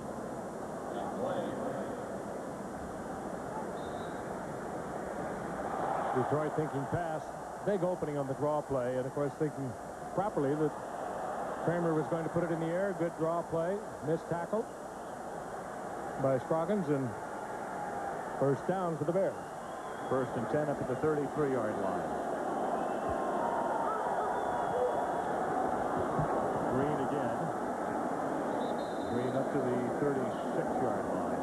gain of 3. Interesting that down 24-0, that it's Robert Green that's doing the ball carrying for the Chicago Bears instead of Heisman Trophy winner Rashaan Salam. Green looks to be the guy tonight that has more of a burst, a little more explosiveness going through the line of scrimmage. And you're behind too, Dan. Someone you can throw to out of the backfield, and where Salam has not really developed in that area as a pass receiver. Salam has 5 carries tonight for -4 yards. On 2nd and 7, Graham makes the catch and takes it into Detroit territory, brought down at the 45-yard line by Clay and McNeil. 19-yard gain.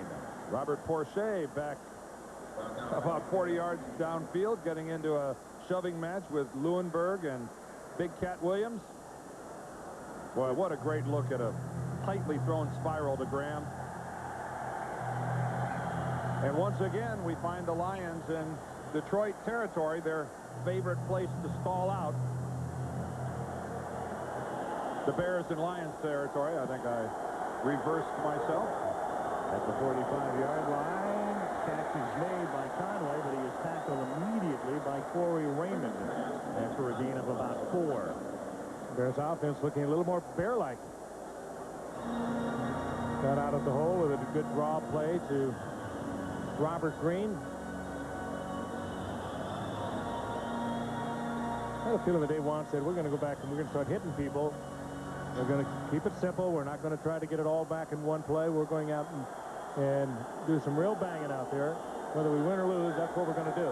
Salam back in the game on 2nd down, 6 from the 41-yard line. Fake to Salam, who stays in the block.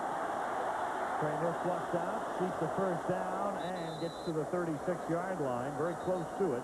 Tackled there by Hayward. Kramer didn't go in feet first. He knew how far he had to go for the 1st down. He was going to be very close, but he didn't hook slide it. He just went for all of it. He went low, though, just at the right time, didn't he? Ooh, he one. Very fortunately got underneath Tracy Hayworth as he came in to put a tattoo on him. 3rd and a short yard. Chicago is 0 for 7 on 3rd down tonight, and they finally convert on a sneak by Kramer to the 34-yard line. And by far and away, guys, the best way to run a quarterback sneak is on the quick snap count. Get your guys set. The defensive line hasn't had a chance to really anchor themselves, get their feet underneath them, get low. That's the best way to convert a quarterback sneak.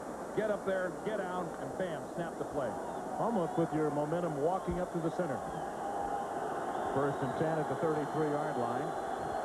Green back in the game.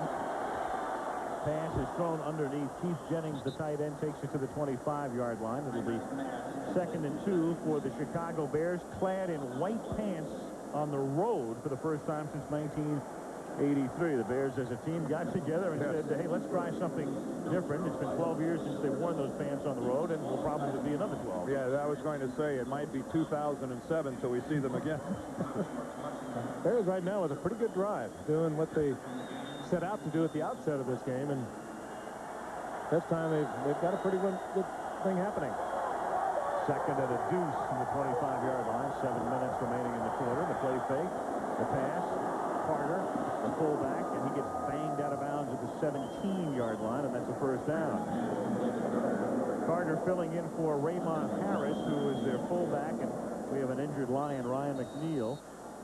Harris was hurt on opening day. They had hoped to activate him before the end of the season and then gave up on that and put him on injured reserve last week. Injury timeout, 6:51 left for the quarter.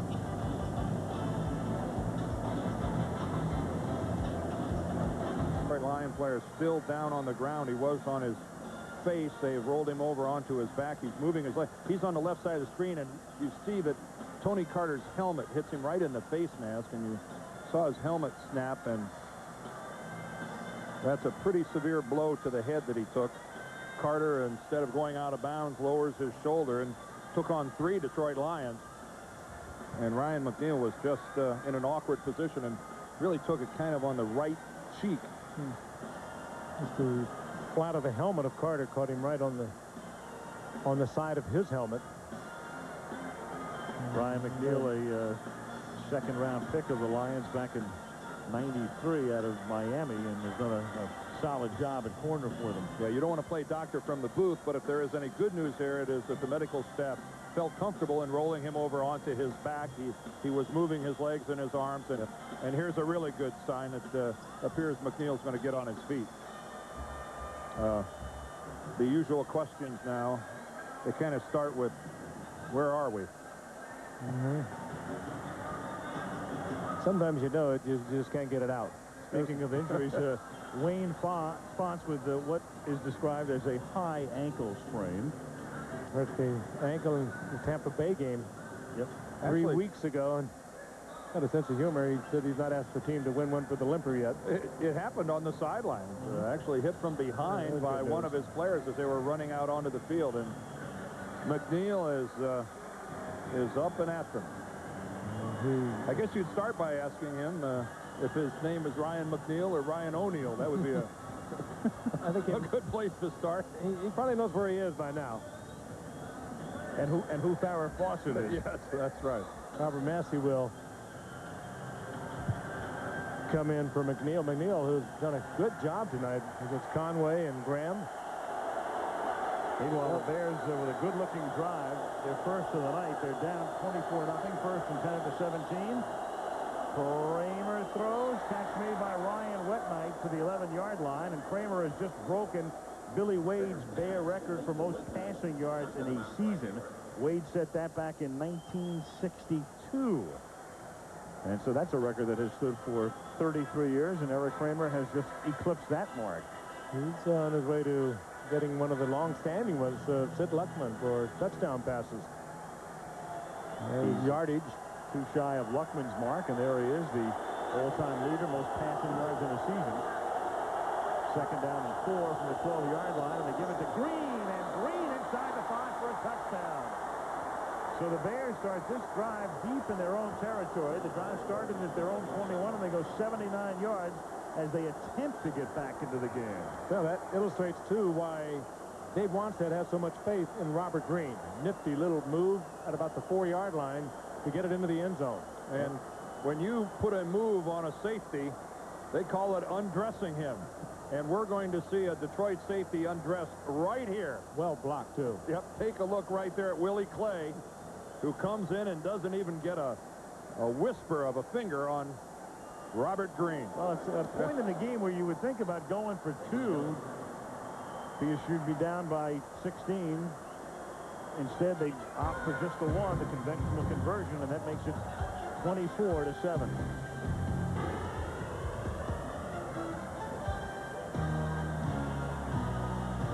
Robert Porcher working up a sweat. The Lion defense was on the field a long time, and the Bears capitalized, going 79 yards to get on the board, and it's 24-7. Now what the Bears are thinking, let's try and get a turnover. Get back in this thing. Well, certainly the Chicago Bears offensively are capable of, between now and the end of the game, putting 24 points on the board. The question is their defense capable of shutting out the Lions for the balance of this football game? And we've seen nothing to suspect that they can. Sauerbrunn sends it down to Ron Rivers at the goal line, and he comes back out to the 20-yard line, tackled there by Anthony Marshall. 5:54 left in the third. Detroit 24, Chicago 7. Sunday at 1:30 Eastern, 12:30 Central and Pacific. Chichi Rodriguez has the home course advantage over Lee Trevino and Shell's Wonderful World of Golf. That's Sunday right here on ABC. Robert Green was down, but gets up and walks off, and we'll see Rashaan Salam in all likelihood. His numbers rushing tonight. He's been very good and scored the touchdown, and also plays on special teams, and that's how he got hurt. Well, Salam gets the bulk of the carries normally during the course of the season, and that really relegates Robert Green to having to fill a spot on special teams. It's going to be the double whammy if he can't continue. They're both going to have to replace him offensively and on special teams. All right, Chicago's defense has to come up big here to get him back into the game. Mitchell starts by hitting Moore, who makes the catch off his shoe top, seeks the first down, and is close to it. That's 11 catches for Herman Moore, 1 short of the Detroit Lion team record. Well, you can only suspect, Frank, wouldn't you, that by the cushion Minifield's giving, he's expecting some help underneath, and it's not there. He's playing at least 12 yards off now, and they're not going to stop throwing the ball. I mean, why should they? Well, this is just playing catch. What a wonderful illustration of what Wayne Fonts was telling us about Herman Moore's hands. Well, they are soft. So soft. First and 10 at the 31-yard line. Sanders goes nowhere. He's taken down by Albert Fontenot. I bet you he'd be a great blackjack dealer. Herman, among other things. Let's take a look at that thing again. Kenny Wolf, our producer, Craig Janoff, our director. See if we can serve up another look at that one. You know, we haven't seen it tonight, but he has the same kind of hands in an acrobatic stance. Look at him keep that ball off the carpet. Oh, that's by the end of the football. Beautiful look, guys. With his wonderful concentration. Second and 10 at the 31-yard line. Blitz. Mitchell throws. Sanders makes the catch. And Lincoln bumps him out of bounds, but not until he picks up a first down up at the 43-yard line. A good read all the way along the line for Detroit. Bears showing blitz. They got into it a little bit early. Everybody read it. Barry out of the backfield and right in sync with Scott Mitchell. Trying to think how many times I would have looked at that replay of Herman Moore catching that ball and not come up with the fact that he would have been a good blackjack dealer. I would have watched his every move. I would have moved to another table. Yes. From the 44-yard line, a reverse. Sanders gives it to Morton. And the former USC star is into Chicago territory and taken down at the 39 by Joe Keane. Oh, Donnie Morton's got some speed.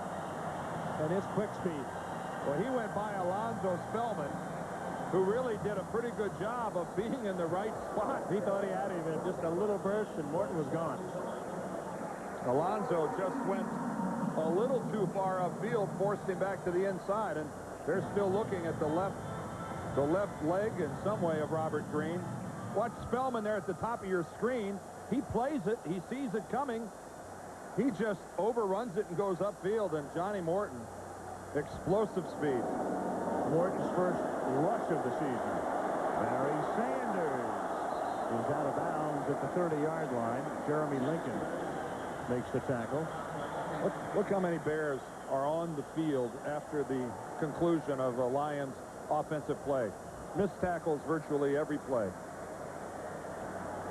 This is a defensive team right now that looks as if they've lost their confidence.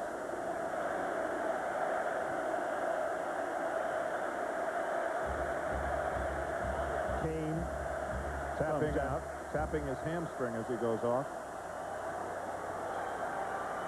Minter comes in for him, second down and a long yard at the 29. 3 minutes to go, third quarter. Detroit by 17 and whistle before the snap. I don't think they got it off in time. Second and 1 is going to become a second and 6. Delay game against the offense. 5-yard penalty. Still second down. Wayne Fonts, you know, coaches come in all shapes and forms, and you've got Shula, and you know, you had Tom Landry, and then you've got Jackie Gleason, right? I never thought of that, but there are some similarities. One of the most personable and affable guys you ever want to meet, and downright funny. Yep, he's hysterical at times. He always in front of his own jokes. We've even got the music for you. Second down and 6. And Sanders gets thrown down by Lincoln as he reaches the line of scrimmage. Vincent Smith also there. Flanagan thought he had him behind the line of scrimmage for a 2 or 3 yard loss, and Barry Sanders just skipped right at him. Yeah. How do you think John Facenda would have described Wayne Fonts in those old NFL films? You know, Facenda and Lombardi were made for each other, right? He might have been the source for all of those grunts. John All those Facenda, moans and noises. the voice of God. Third down and 6 from the 34-yard line. Mitchell. Moore, he'll tie the team record with that catch at the 25-yard line. That's a dozen tonight. He's tackled there by Keyshawn Johnson. It ties a record set twice this year by Brett Perriman. once by James Jones in 1986, and initially all the way back in 1950 by Cloyce Fox, a good friend of yours, Frank. Cloyce Fox, one of the all-time greats for the Detroit Lions, passed away a couple of years ago and missed by the Lions. He stayed with them all after he left here in the late 50s and was very close to this team and the organization. That was Moore's 99th catch of the season. He leads the league in that department. Mitchell throws. Sanders. Well, he doesn't need any blocking. To the 14-yard line. He looks like he just looks like he's in a maze. This way, that way, give a hip, take a shoulder. You know, Perriman had a dozen catches the last time the Lions have played. And, you know, they've had a big advantage in getting ready for this ball game. They haven't played since Thanksgiving Day. In fact, they've had the longest you can possibly have without a bye, going from the early game on Thanksgiving Day and then not playing again until the following Monday night, a week from the following Monday. So they've had 11 full days to prepare for the Bears, and it shows. At the 13-yard line, final minute of the quarter, and we've got another delay penalty, the second. So on a march that otherwise has been close to brilliant, twice somehow they've let the clock run down to 0. I think Scott Mitchell was complaining that he was not getting the call in time to get it off. He looked over the sideline, and I think when you know your quarterback has arrived, and this was not the character that we have known of Scott Mitchell, and he kind of snapped it over at the sideline and said, get it in here. You know, you want me to run it? Get it in on time. Well, keep in mind, taking over this football team. Keep in mind, they come in by radio now to a speaker in the quarterback's helmet, so there's really not much excuse for not getting that play in on time, and this is going to be the end of the third quarter, and a good old-fashioned whooping. End of 3, Detroit 24, Chicago 7. Monday Night Football resumes after this from our ABC safety.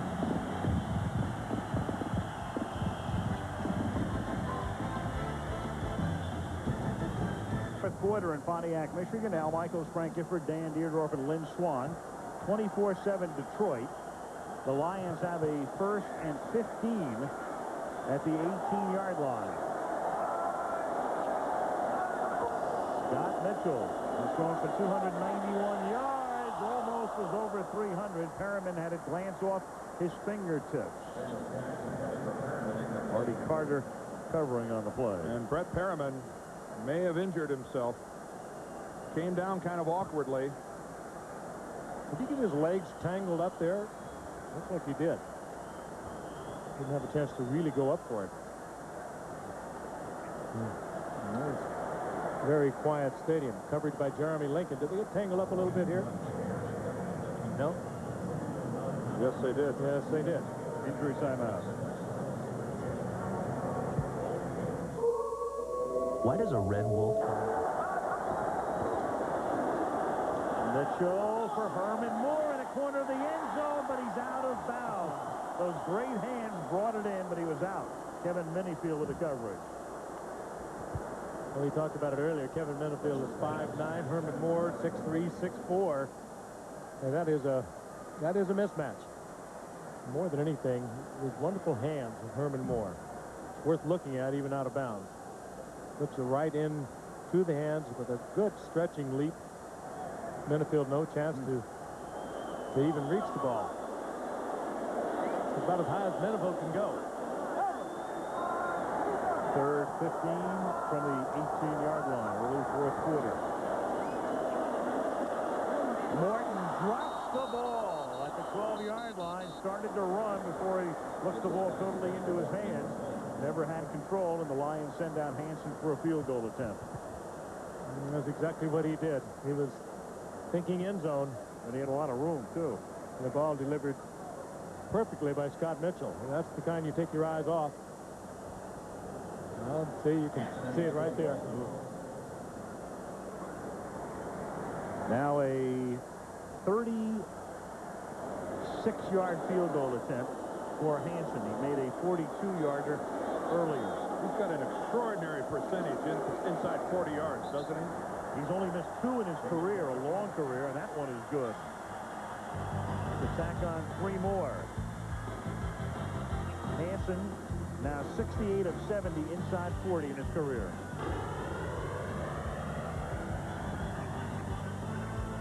The Detroit Lions, in quest of a 4th straight win and trying to go 7-6 on the year, on top 27-7. Brett Perriman trying to shake it off as he works the kinks out along the sideline. Robert Green, with that foot now iced, had scored the Bears touchdown on the last drive, but was hurt on special teams play as the Bears received the kick from Hansen.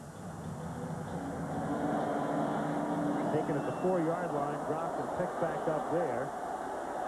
And Lewis brings it back up to the 27-yard line. Kramer and the Bears take it at that spot.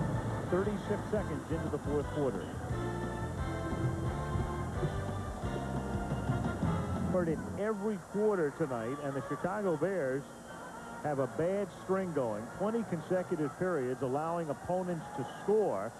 That is a team record for a franchise that's been in existence for 76 years. Well, he's sleeping contentedly because the Lions are up by 20. Flags are down. Kramer throws, and the catch is made by Jeff Graham, who hauls it in as he is pushed out of bounds. Luther Ellis had jumped, the #1 draft choice from Utah. I don't think he was drawn up. I think he was just trying to anticipate the count and get a jump on it. Offsides on the defense, number 91. 5-yard penalty is declined. First down. Monday Night Football is being brought to you by Jeep, maker of the new Jeep Grand Cherokee. Office Max, we go to the max for you. Thrifty Car Rental, historically known for low rates. And Microsoft, where do you want to go today? First and 10, Chicago from the 39-yard line as Kramer throws, and Jennings can't make the one-handed catch on the pass thrown behind him. Second down. Tough night for Eric Kramer, who spent 3 years here with the Lions, led them to a couple of playoff years, and has been having a superb year coming into tonight with a 61% completion, 26 touchdowns, and there's a possible Steve Walsh to come in maybe if it gets out of reach. Well, Walsh hasn't taken a snap this season after Kramer's taking them all, guiding the team to 8 victories last year, +1 in postseason. Second and 10. Salam cuts it back and gets taken down from behind by Tracy Scroggins at the 47-yard line. Next Monday, we go to Joe Robbie Stadium. It's the 3rd Monday night game of the year from Miami, and this is a beauty. The Kansas City Chiefs, and you're looking at Steve Bono in the shot right there, Marcus Allen and company. Marty Schottenheimer doing a brilliant job, and the Chiefs 11-2 against the Miami Dolphins. Coming off their last-minute win yesterday, Marino and company, 7-6. Next Monday night, Chiefs-Dolphins. 3rd down and 3. Kramer throws, and Wet Knight juggles and can't make the catch as he was wrapped up by Greg Jeffries. And Ryan is shaken.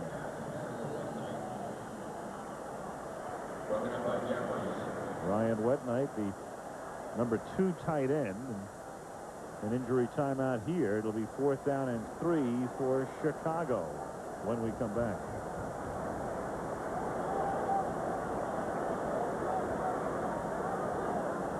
Uh-oh, I still have to get going. Well, the Chicago Bears, down by 20 points, have a 4th down and close to 3 from their own 47-yard line.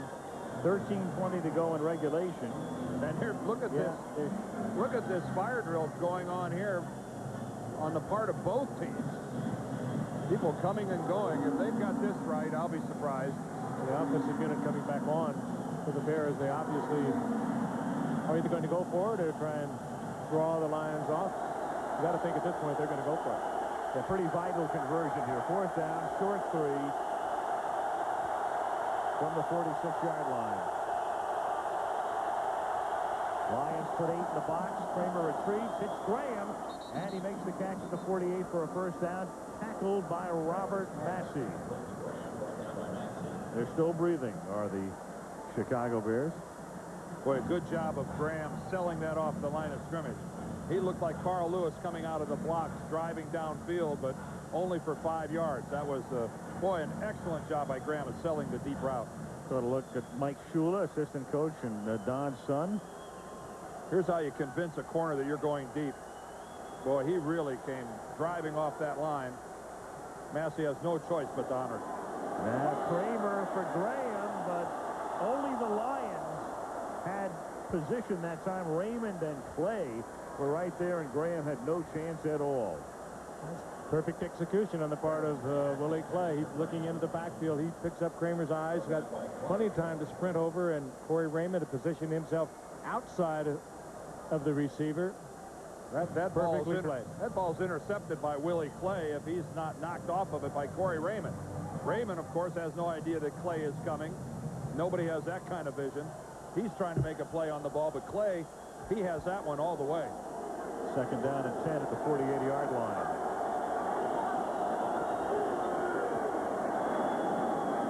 Catch made at the 42, and this is Michael Timpson. Gain of about 6. Spielman and Clay make the tackles. I'd like to take this opportunity to welcome a couple of new affiliates to our ABC television network. They are WPTY, Memphis 24, and 25, WEHT in Evansville. We're awfully glad to have you on board our Monday Night Football team, and that all got started with tonight's game. Welcome aboard. Third down and 5. Chicago at the 42. 12 minutes left in the fourth quarter.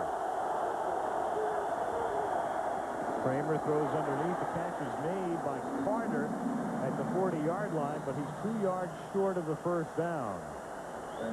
Chris Spielman in stereo. He is a throwback, isn't he? Well, it's the pride of Massillon, Ohio, and the Ohio State Buckeyes. This guy, there are a lot of folks bigger, a lot of folks faster, none more instinctive, and none any tougher. Well, another 4th and 2 for Chicago. Another critical conversion for them as they try to stay in the game, give themselves a chance. And on 4th and 2, they're able to convert as Ryan Wetnight makes the catch at the 36-yard line. So in bits and pieces, they're picking up yardage. 11 minutes to go. First down. Willie Clay on the stop. Bears will go to Cincinnati next Sunday. Then they go home to end their season against Tampa Bay and Philadelphia. What's really interesting, we'll talk about it after this play, is Detroit's remaining schedule. Yeah. Not a backbreaker. From the 36-yard line. Catch is made by Salam, and he gets ripped down after a minimal gain by Johnson in London. A look at the schedule. We talked about Chicago on the road at Cincy, then Tampa Bay and Philly. Detroit at Houston Sunday, then Jacksonville here, and at Tampa Bay. And you see the records reflected in brackets. Not to belittle any of those 3 remaining opponents of the Detroit Lions, but all with losing records. One of them an expansion team. Yep. A composite 14 and 25. One of them moving, and one of them wears really awful-looking orange uniforms. Yes, it's Carter, and he gets taken out of bounds at the 25-yard line by Tracy Hayworth, who loses his helmet in the process, and Lynn Swan right in the middle of the action. They give it back to him. Lynn Swan can do everything. It was a sweaty helmet, too. Really wet on the inside. Oh, you've become so classy. Swanee, just don't ask for his autograph. I won't. Or a hug. You couldn't interview him? Come on, Swanee. Oh, it's a helmet popping tackle. Boy, there comes Carter's popped a few of them tonight. There comes the old ear pad out. That not only came off, but came apart. Luther Ellis is in the backfield, and that one is whistled dead. Detroit saying that they were drawn off. Good hard count again by Eric Kramer. We've watched him do that a couple times tonight. Those are not words of encouragement. Or G-rated. Encroachment on the defense, number 94. 5-yard penalty, still first down. Still feeling his way. The Lions' #1 draft choice this year, Luther Ellis. As a coach, and that's what John Teerlink is. You have to walk that fine line of criticism, but at the same time, you don't want to break a rookie's spirit. This guy's already played more football games than almost 2 full seasons in college. He's tired. He's a little frazzled. You gotta be tender, but at times you gotta be tough. 1st and 5 from the 20-yard line. Kramer. Incomplete. Conway is here. Kind of sounds like a parent, doesn't it, Dan? Well, it's this stage of the game. You're right. There are a lot of parenting skills involved if you're a coach. Coaches feel kind of a paternal interest in the players. As Wayne Fonts told us yesterday, you got to know when to give them a little sugar. Yep. The only difference in this scenario is that the parent goes to the kid for an allowance. Yeah, no kidding. This is the child makes more than the father in this scenario. 2nd down and 5. 13th play of the drive from just inside the 20-yard line. Lions run a stunt. Kramer steps up and has his hand hit as he throws. Scroggins and Owens deck him. 3rd down. We knew there was a huge problem when the players started making more than the announcers. I know it. That's when it's out of control. Totally. Probably the toughest night the Kramer's had all year long. Sacked a couple of times, hit many times after he's released the ball. Under constant pressure. Of course, we'll know the game. We'll know the game is really out of control if the players ever start making more than Kathy Lee. Way out of control. 3rd and 5 from the 20-yard line, and the pass is incomplete, intended for Curtis Conway. It's 4th down now, and the Bears are compelled to convert a 3rd, 4th down on this drive to try to stay in the game. But you'd understand better, Dan, and you'll be glad to know I don't have a prenuptial. Maybe you ought to sprinkle a little sugar on Al and me, huh? Hang around, guys. Kevin Butler, hopeful of getting in for an extra point as he stands and waits along the sideline. At this point, they don't want his 3. Yep, they're not thinking field goal down by 20 here. 4th and 5. Kramer gets sacked. So with emphasis and an exclamation point, Detroit ends that drive. Robert Bourget led the charge. 4 sacks tonight, only 8 coming into tonight. Detroit has totally dominated this defensively. In Detroit, they have restored the roar. Chicago's football. Kitty, That's kitty. Very symbolic of what has happened here tonight. Well, I'm not very satisfied. No, not at all. Barry Sanders picks up about 12. Detroit leading 27-7. You know, the question now becomes, how good are the Lions? I mean, how far are the Lions going to go? They've won 4 in a row if they hold on tonight. This is a great time to be getting it together. Very well, yeah. You're 3 weeks away from the playoffs. They make a good drive. They're going to be in the playoffs, and they can win their remaining 3 games for sure. Well, you know how much confidence comes with winning 4 in a row, and that's what the Lions have right now. They are brimming with confidence, as well they should be. Look at how well they're playing. Yep. In really all facets of the game. And tonight, having been run out of a couple games defensively, they've really played strong football on the defensive side of the ball. This has been a very high-powered Chicago offense that they have throttled tonight. Yep, and that has to be scary to the rest of the league because, I mean, offensively, Mitchell has really come into his own. You've got the great receivers and Moore and Perriman and Morton as the number 3 guy. Barry Sanders, I mean, you know, forget it. He's as good as it gets. And now if they start playing well defensively and good special teams play, who knows? I think a big question right now is Brett Perriman. You see he's still in the game. You hope that whatever injury he has doesn't get sore after the game and limit his time. There's Sanders on a screen on 2nd and 5. A little short of the 1st down. Zorich makes the tackle. 7:15 to go in the 4th quarter. Another big night for Barry Sanders. If 17 more on the ground, and he'll be the 10th player to reach 5 figures. And you kind of get the feeling that Wayne Fonts would like that to happen tonight. And he did it quickly. Yeah, this is his 102nd game, so in his career he's averaged close to 100 yards per game on the ground. And only 2 other players have done it more quickly, Art Dickerson and Jim Brown. 3rd and 1. And Mitchell takes it himself on a sneak, and it's 6-6. He tries to extend that frame and is very close to a first down, a little short of the 50-yard line. Yards per carry. When you talk about the great backs, there they are, the guys with 2,000 or more carries. Jim Brown averaged an astonishing 5.22 yards per carry, and Sanders would be second all-time at 4.96, and there are the rest. That is remarkable. Agreed. It is remarkable, isn't it? Especially when you consider that for a great deal of Barry Sanders' career, he was not surrounded by a lot of offensive threats.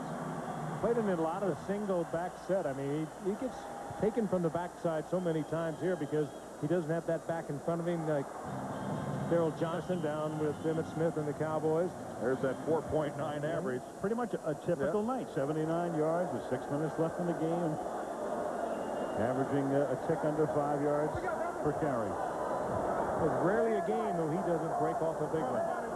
He's had one tonight. I think he'd like to have another. Not here. Picks up a yard and a half to the 49-yard line. Tackled by Spellman and Flanagan. And now you've got a pushy-shovey match between Kane and Wydell. Been a pretty good work of pretty good night's work. That was good, Dan. Up front by audition tape. Yes, please send that to the old Emmy folks. The Lions offensive line: Lomas Brown at left tackle, Doug Wydell, Kevin Glover, David Lutz, and Zafros Moss. They have been effective tonight. Glover right there, number 53, one of the best centers in the game, and of course Lomas Brown at left tackle has been an all-star for a long time. 2nd and 9. Mitchell throws, and Herman Moore has a new team record with his 13th catch of the night. He's out of bounds at the 41-yard line, and that's his 100th catch of the season. You know, they haven't gone back to that for a while. I get the feeling they could have thrown it all night long. And I think they were just getting Kevin Menifield's attention again. We can still do that, Kevin. Just a little hitch at about 6 or 8 yards. Timed out beautifully with Scott Mitchell, who has really got this passing game down. He really came to life in our San Francisco 49er game back in the early part of the season. That's when things really turned around for Scott Mitchell. 3rd and 1 from the 42-yard line. Mitchell. And he hits Brett Perriman, and that's a first down, and flags come in at the end of the play for a face mask. Well, that was a good spin move back to the inside by Perriman. That pretty much erases, I think, any concerns about his leg. That would be, if he had something wrong down there, he wouldn't be looking that agile. Personal foul. Face mask on the defense. Number 32, 15-yard penalty, automatic. First down. Dwayne Joseph.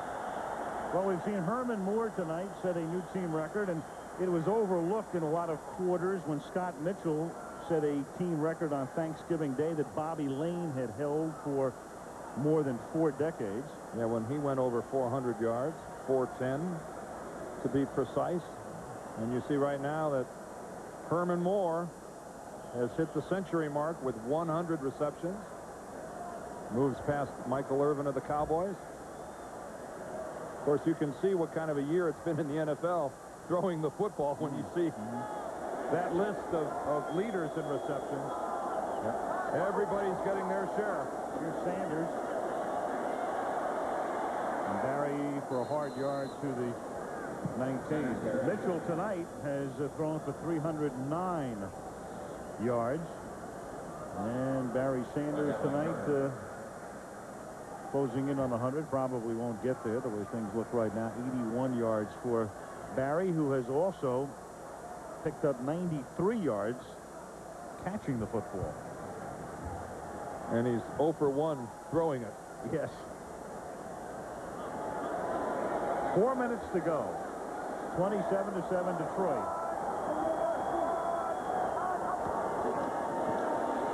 Sanders to the 16. Well, you still have, of course, San Francisco, the 49ers playing very well. Dallas hits a bump in the road, but clearly the cream of the crop, those two teams in the NFC. But Green Dallas, Bay. of course, with the, you know, the significance of their loss, they can't afford another stumble. Right. If the 49ers run the table, Dallas is forced to do the same, or they end up with the same record, and the tiebreaker belongs to the 49ers, courtesy of that win in Dallas. It's going to get very interesting. Green Bay playing extremely well, of course, and all of a sudden, here come the Detroit Lions. Just at the right time of the season. That's everything blending with this team right now. 3rd down and 5.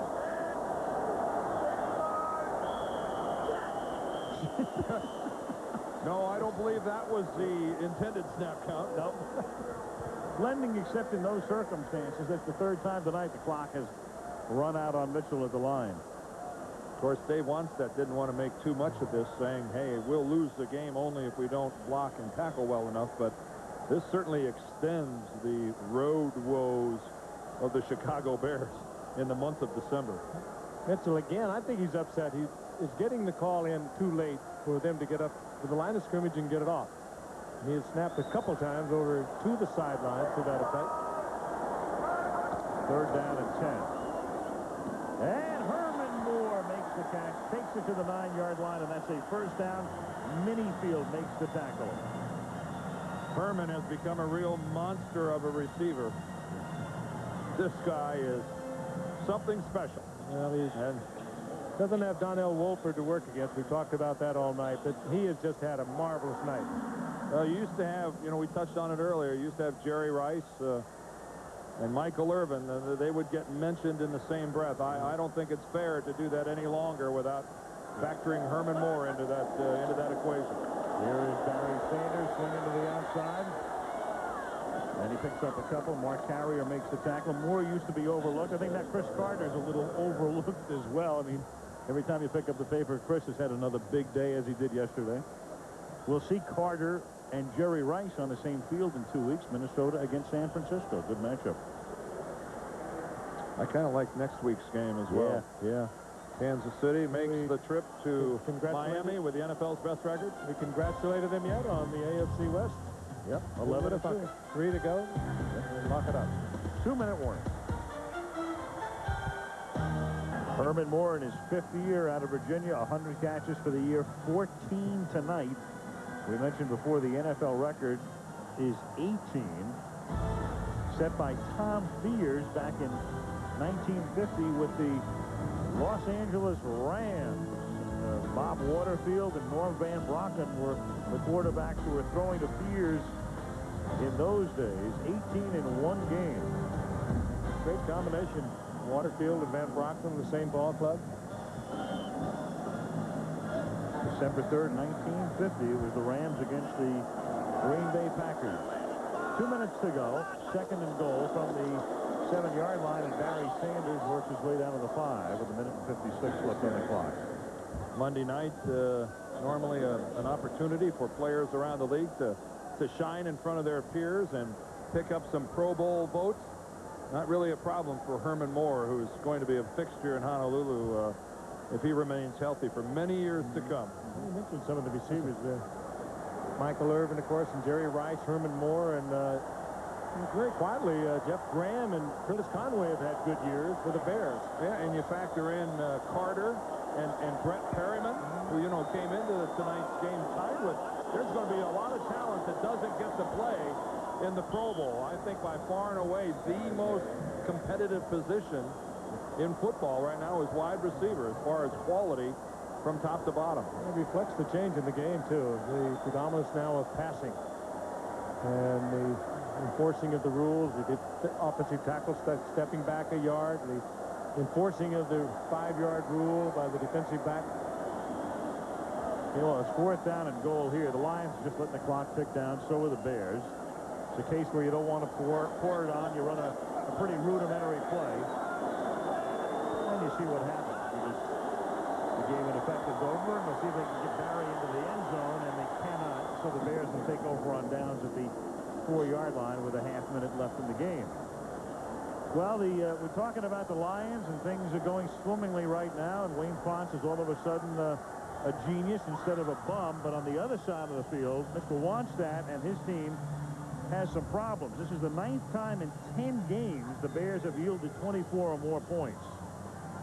And coming from a defensive background as he did, the defensive coordinator for the Cowboys, before he came to the Bears, it has to be even more frustrating. That is his heritage, his background, defense, and this has just got to be killing him. And they have now lost 4 of their last 5 games with their lone victory last week against the New York Giants. Hardly a football juggernaut, and had to scratch one out there by only 3 points. So this is a Chicago Bears team that's on a downward spiral. The Chicago Bears will lose a season series to Detroit for the first time since 1983. Lions will sweep both games. Kramer will give the ball to Salam, and he'll be tackled by Porche. And that's kind of the way the game will end for Chicago. And we can tell you Wednesday night, Ellen, the Drew Carey Show, Grace Under Fire, The Naked Truth, and Primetime Live will come your way. That's the primetime lineup, and we go to Miami next Monday. So Kramer comes back to Detroit, but it's not his night. It's not the Bears' night. It's certainly not the Bear defense's night. The Lions, meanwhile, keep rolling. They will become somebody's darlings in the media, I'm sure, very soon. 4 straight, looking great. They go to 7-6 and go to Houston next week. We'll talk to you from Miami next Monday. Until then, Al Michaels, Frank Gifford, Dan Beardorf, Lynn Swan. Good night from Pontiac, Michigan.